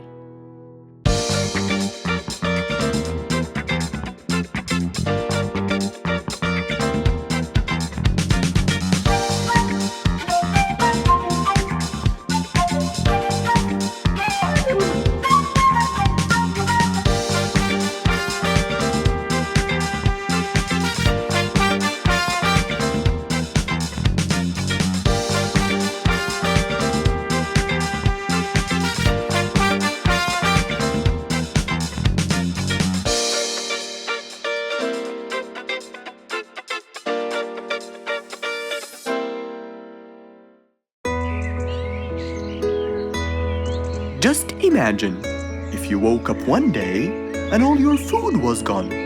Your house was a big mess and the oven was turned on. What happened exactly? You really can't tell. But that's what happened to our friend Giselle.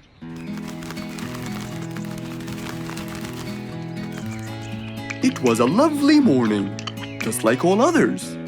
But when Giselle arrived, she was burdened with troubles.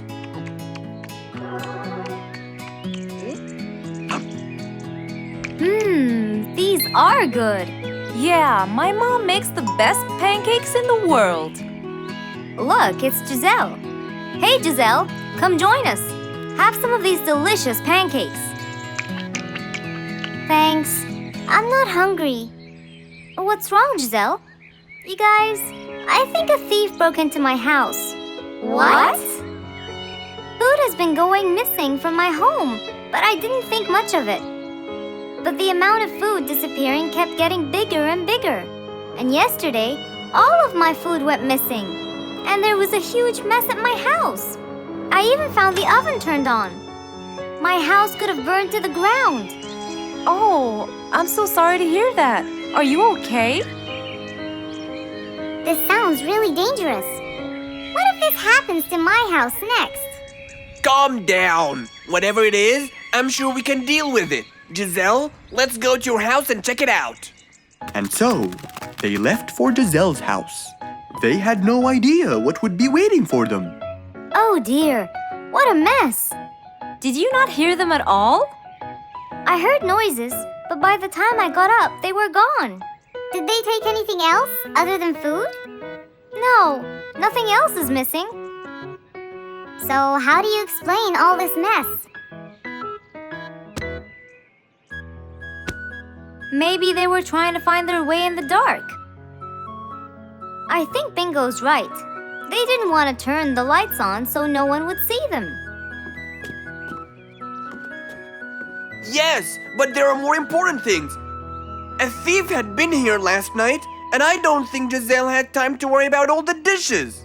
You're right. These are not mine. I didn't use these.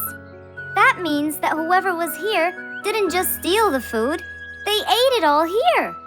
That would explain why the oven was on. They cooked. Okay, calm down. We'll figure out a plan to catch them. But first, let's clean everything up.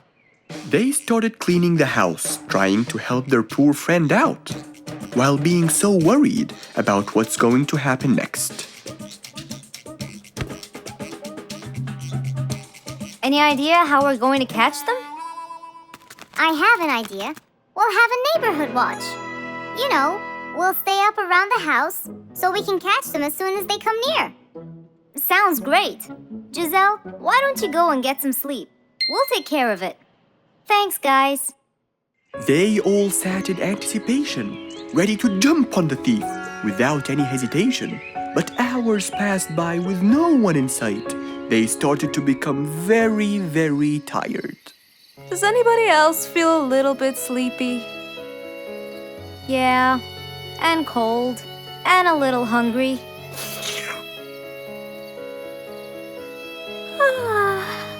Parrot, do you see anyone from up there? No, no one's around. Guys, you can go home. I'll stay here for the rest of the night. I'm not tired.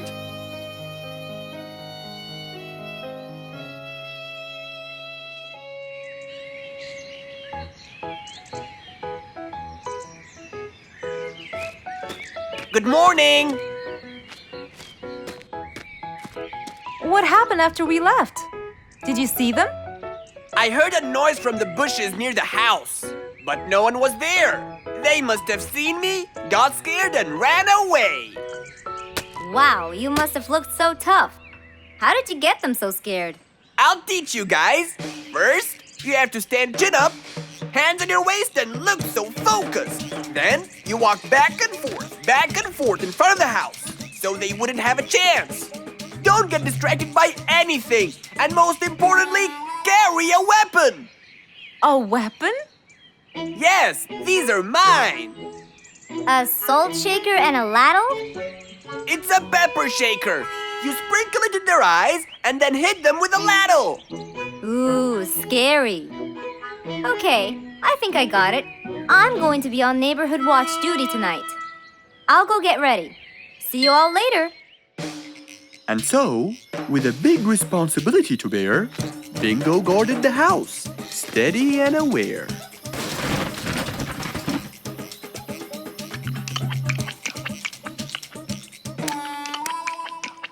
Zebra, what are you doing? What? Where am I? Giselle's house. What is that noise? Did you catch him? Yes, it's Zebra. He's been sleepwalking and eating all your food. Oh no! Giselle, I'm so sorry. I wasn't stealing your food. This happened before. I sleepwalk a lot. Don't be mad. I can't believe it's been you all along. That is so funny. You're not going to tell everyone about it, are you? If she doesn't, I will.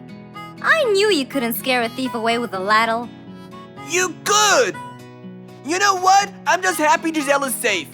I'll just go home now. I need some sleep.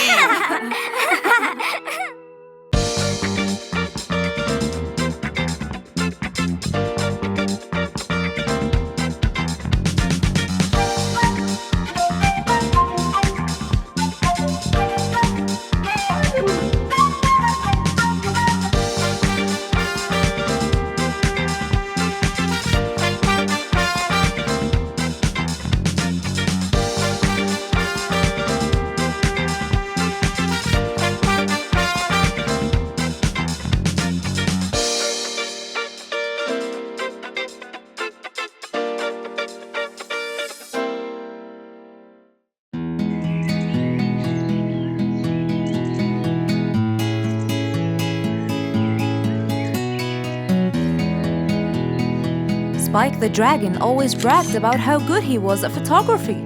And all he wanted was just one little chance to prove to everyone how talented he was. It didn't take long before someone actually recommended him to be the official photographer of King Rorik the Lion's birthday party. All done and send. Wow! That's a nice picture! Now we know who'll be our photographer. And immediately, Mr. Tiger sent a message to Spike. Oh! Finally, someone recommended me. I won't let them down. I promise. And so, Spike started to train and practice some more. His pictures were beautiful, and he felt so happy. Everything went well until the morning of the party.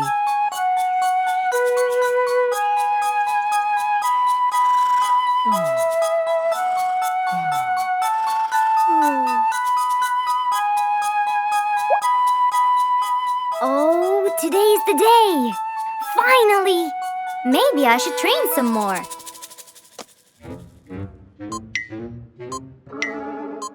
Huh? Oh no! What have I done? While Spike was testing his camera, he pressed on something that changed his camera settings. Now all his pictures turned to white. Spike tried to change it back. He cleaned his lens and checked his filters, but all was in vain. What will I do? Oh, what will I do? I must go to Mr. Fox at once. Feeling so worried and sad, and with no clue what to do, Spike held his camera and flew off to Mr. Fox.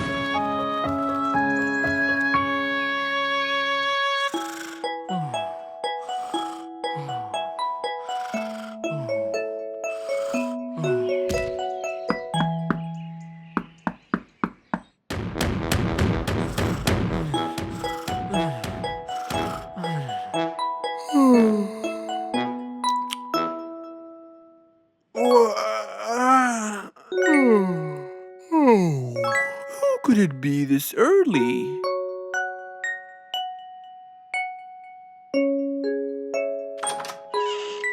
Oh, Spike, it's you.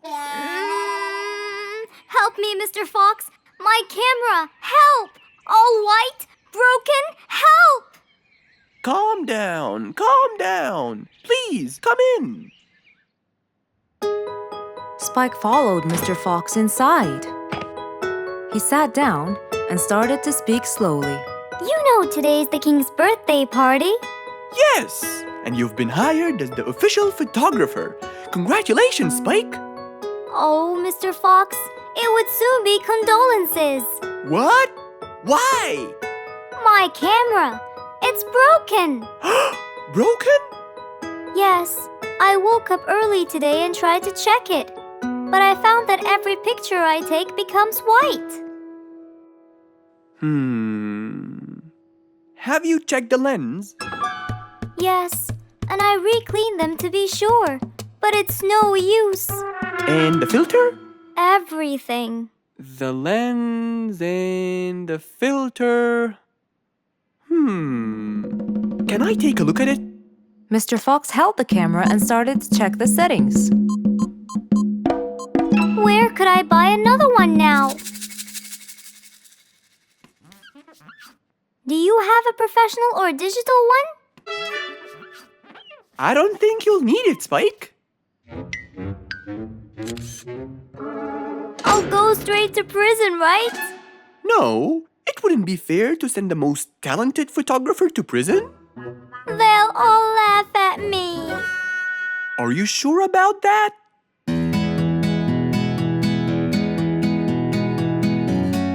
Mr. Fox took a picture with the camera and showed it to Spike, who couldn't believe his eyes. Wow, it's back. What was wrong with it? Looks like you accidentally increased the gamma. Oh, I forgot to check that. Thank you, Mr. Fox.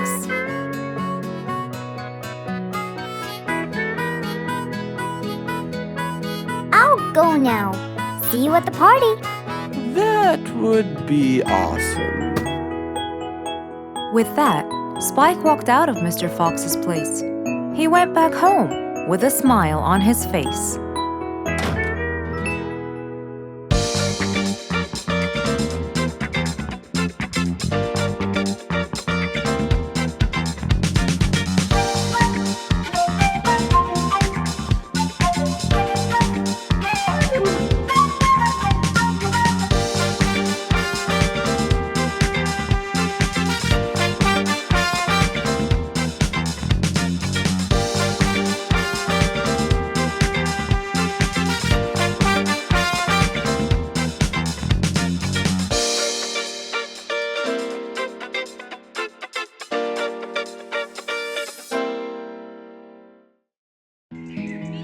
One day, the whole jungle decided to celebrate their new king, Rorik the lion. He was young, active, and picky, and known for his loving spirit. After his coronation, King Rorik moved to his new mansion and started to check it out.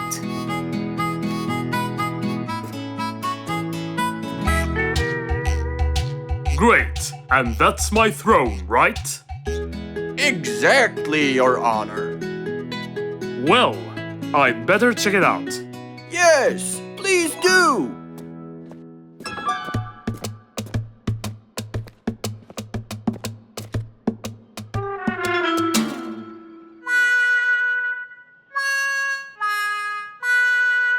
Ah, timber! That's too uncomfortable.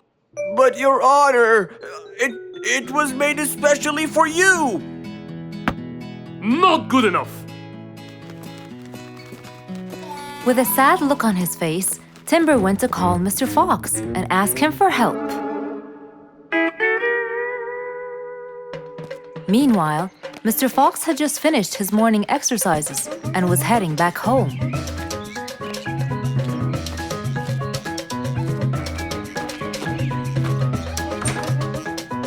After a cold shower, he changed his clothes and had some tea.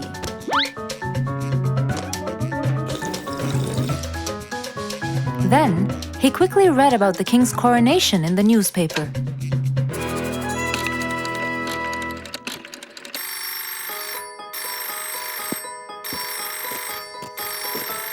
Hello? Hello, Mr. Fox. Can you please, Hello, Mr. Fox. This is Rorik. Oh, hello, Your Highness. How may I help you? I need you to come immediately. There's a huge problem, and I'm pretty sure that you're the only one who can help. I'll be right there. So, Mr. Fox quickly took his keys, hopped into his car, and drove towards the king's manor.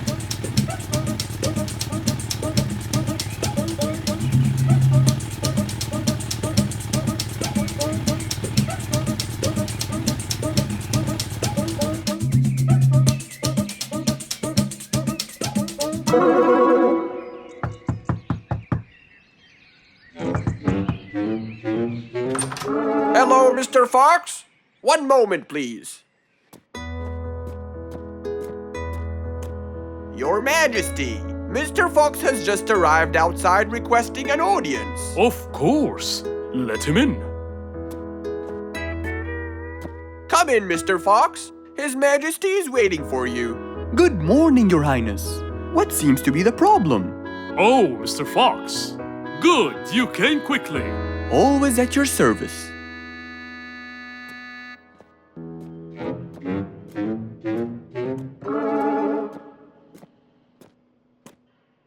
Well, I was at my coronation, and I thought I would check out my throne. But unfortunately, I felt too uncomfortable. Can you believe that I'm gonna rule the jungle on an uncomfortable throne? But I hear it was carved out of the best kind of stone. But it still hurts my back. Oh my! Anyway, I've decided to design my own throne. What a great idea! But I need your help to make it as soon as possible. It will be my pleasure, Your Highness.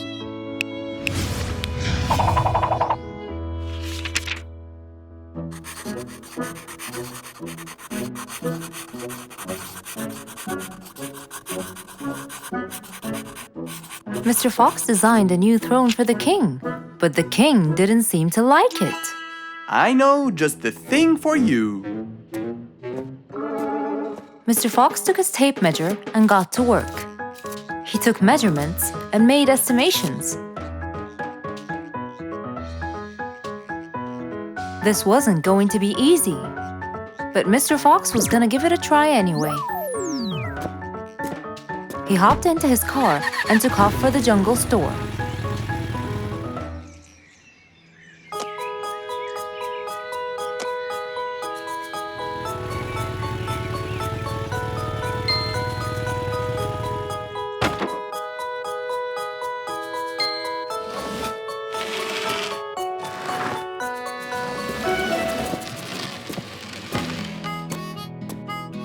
All done. Can you please try it now? Wow! That's exactly what I wanted. Glad you liked it, Your Highness.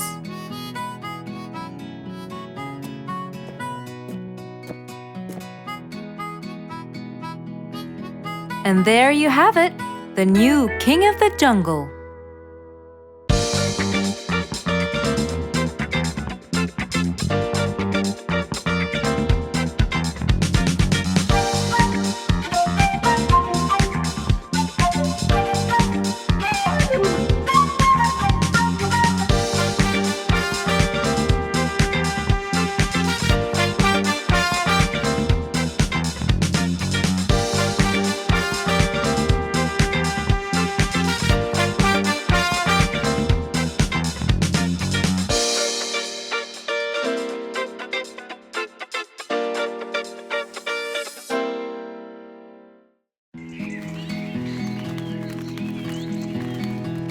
It was a beautiful sunny day. Feeling bright and early, Mrs. Sharpie was on her way to work.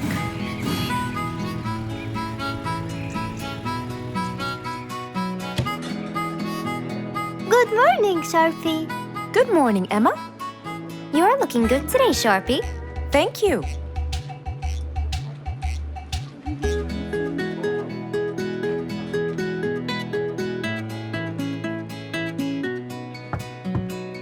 Come in. Good morning, Mrs. Susan. Oh, good morning, Sharpie. Today's gonna be a special day. I hope so, but why? Well, we have more packages that need to be delivered to their owners on time. And there's a special package for the king. I'm on it, Mrs. Susan. After piling them all up, Mrs. Sharpie went to deliver the packages.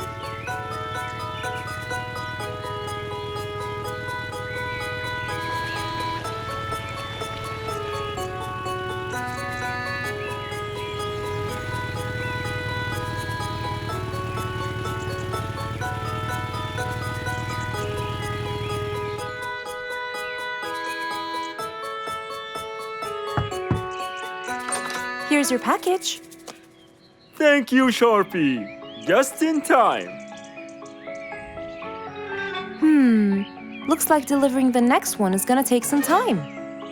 After safely delivering the package to Mr. Camel, Mrs. Sharpie took off to the opposite side of the jungle to deliver a package for Mrs. Deer.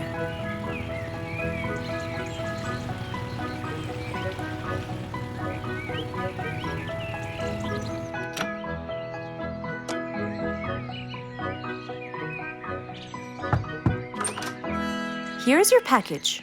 Thank you. But why were you late? I waited all morning. Next was Mrs. Bird's package, and that was south of the jungle. That was very tiring for Mrs. Sharpie.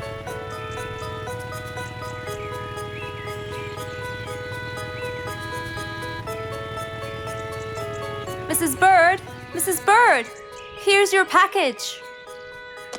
I thought you weren't coming. Thanks anyway. Next was Spike the Dragon.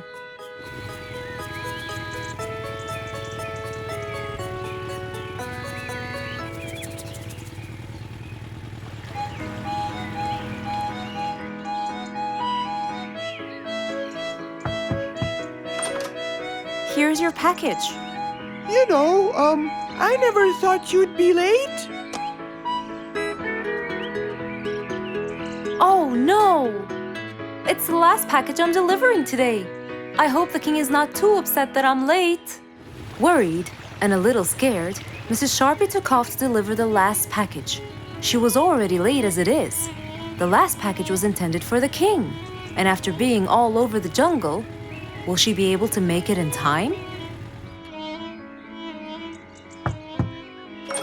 Here you go, Mr. Timber. This package is for the king. Thank you, Sharpie. But the king was worried and a bit upset. Why? Well, he had to wait all day for this package. You're not usually late, Sharpie. He was very upset. My sincerest apologies. I'll be more careful next time. Mrs. Sharpie was very tired and really upset. Having to deliver packages all over the jungle was no minor task. So, she decided to go to Mr. Fox and ask for his help.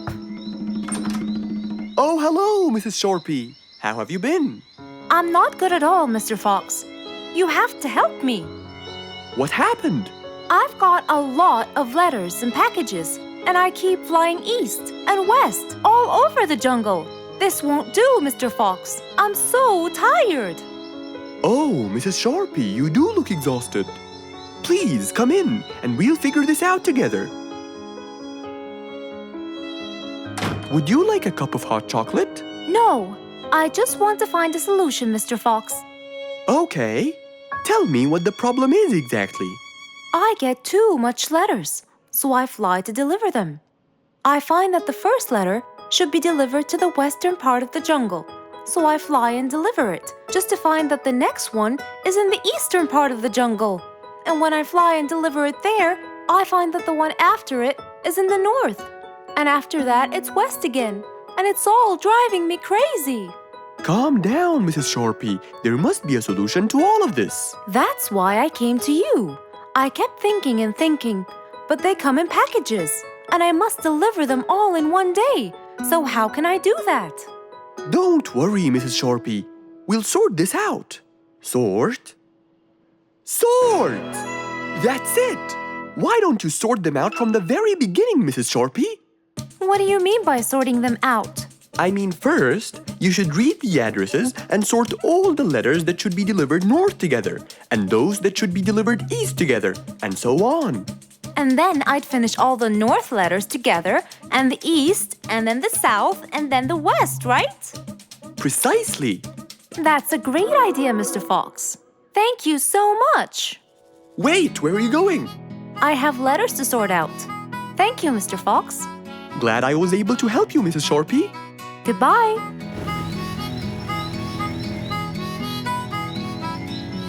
Happy with the solution she got, Mrs. Sharpie took off and looked forward to a new day with her new planned plot.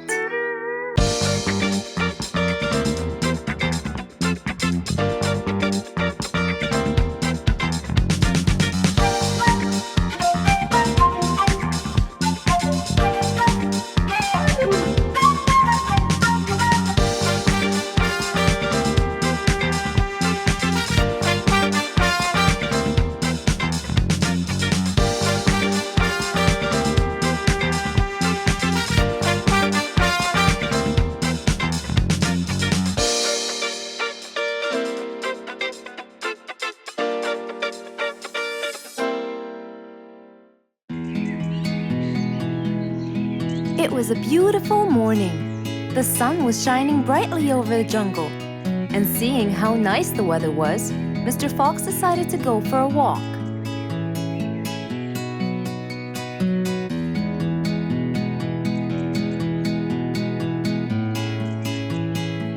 The birds were twittering, the bees were humming, and the flowers smelled pretty.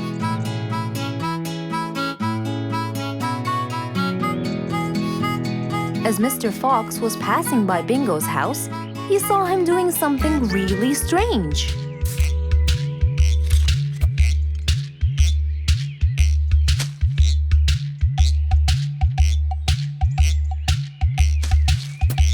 Bingo! What are you doing? I'm storing my favorite fruits to eat during the winter. But you can't just bury them. They'll soon rot. But what can I do, Mr. Fox? They only grow in the summer, and I love to eat them so much. Mr. Fox thought about it for a while. What could he do to help Bingo?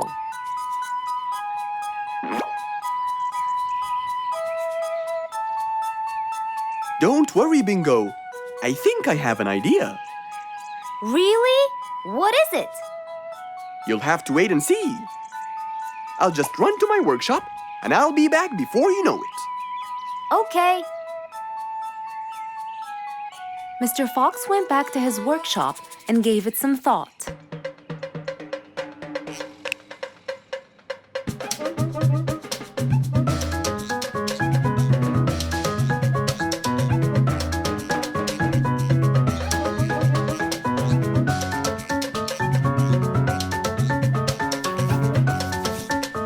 After calculating all the details, he started to gather the things that he needed.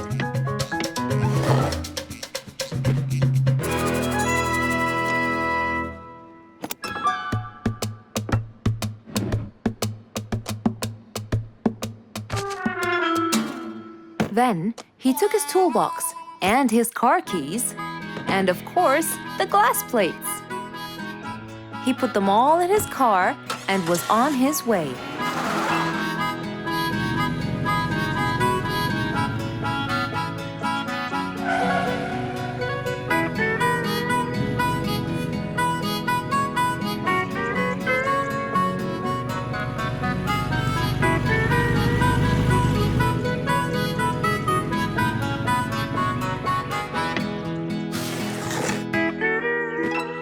What's all this for? It's a surprise. I can't wait!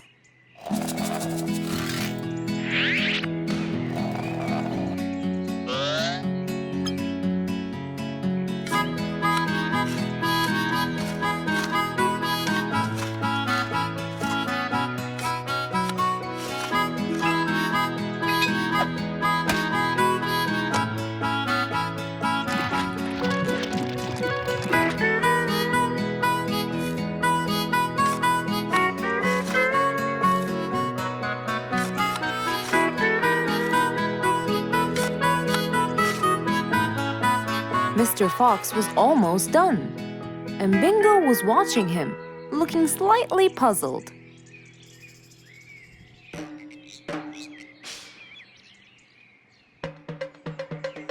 Here you go. You'll never miss pineapples again. So I can store them in here? No. You'll grow them in there. This is called a greenhouse.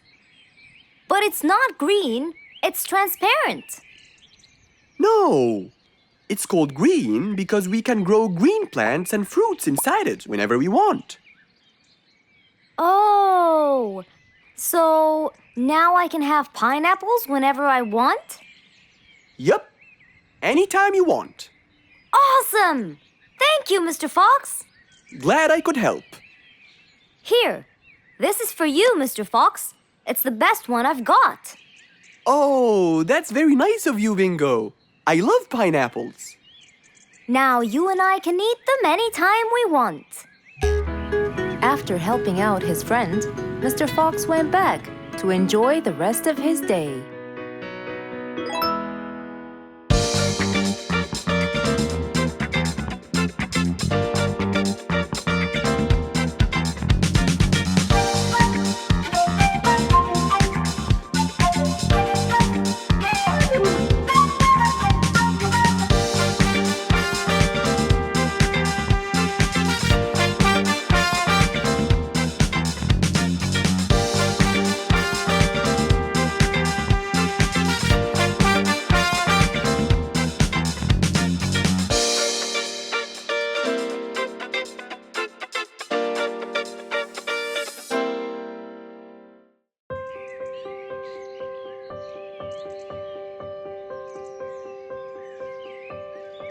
It was a beautiful spring morning. The sun was shining brightly. The sound of the birds woke Mr. Fox up.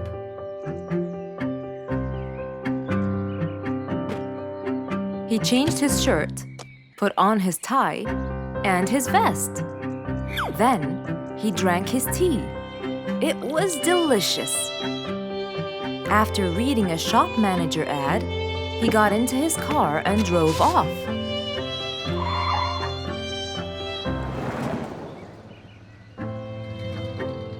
Meanwhile, little Bingo Monkey was riding his bike through the jungle. He was having loads of fun, but suddenly the bike slipped and little Bingo fell off. Are you okay, Bingo? Hang on, I'm coming. Yes, Mr. Fox, but my bike isn't. Oh, it looks like there's a problem with the tire. Don't worry, Bingo. I'm going to help you. Bingo, can you help me count how many nails I need? Of course. Here's 1, 2, 3, 4, 5, 6, 7, 8, 9. I think there are 9, Mr. Fox. Okay, Bingo. Let me count how many I have in my toolbox. 1, 2, 3, 4, 5, 6, 7, 8, 9. I'll get one more just in case he miscounted. So 9 plus 1. We need 10 nails. That's easy.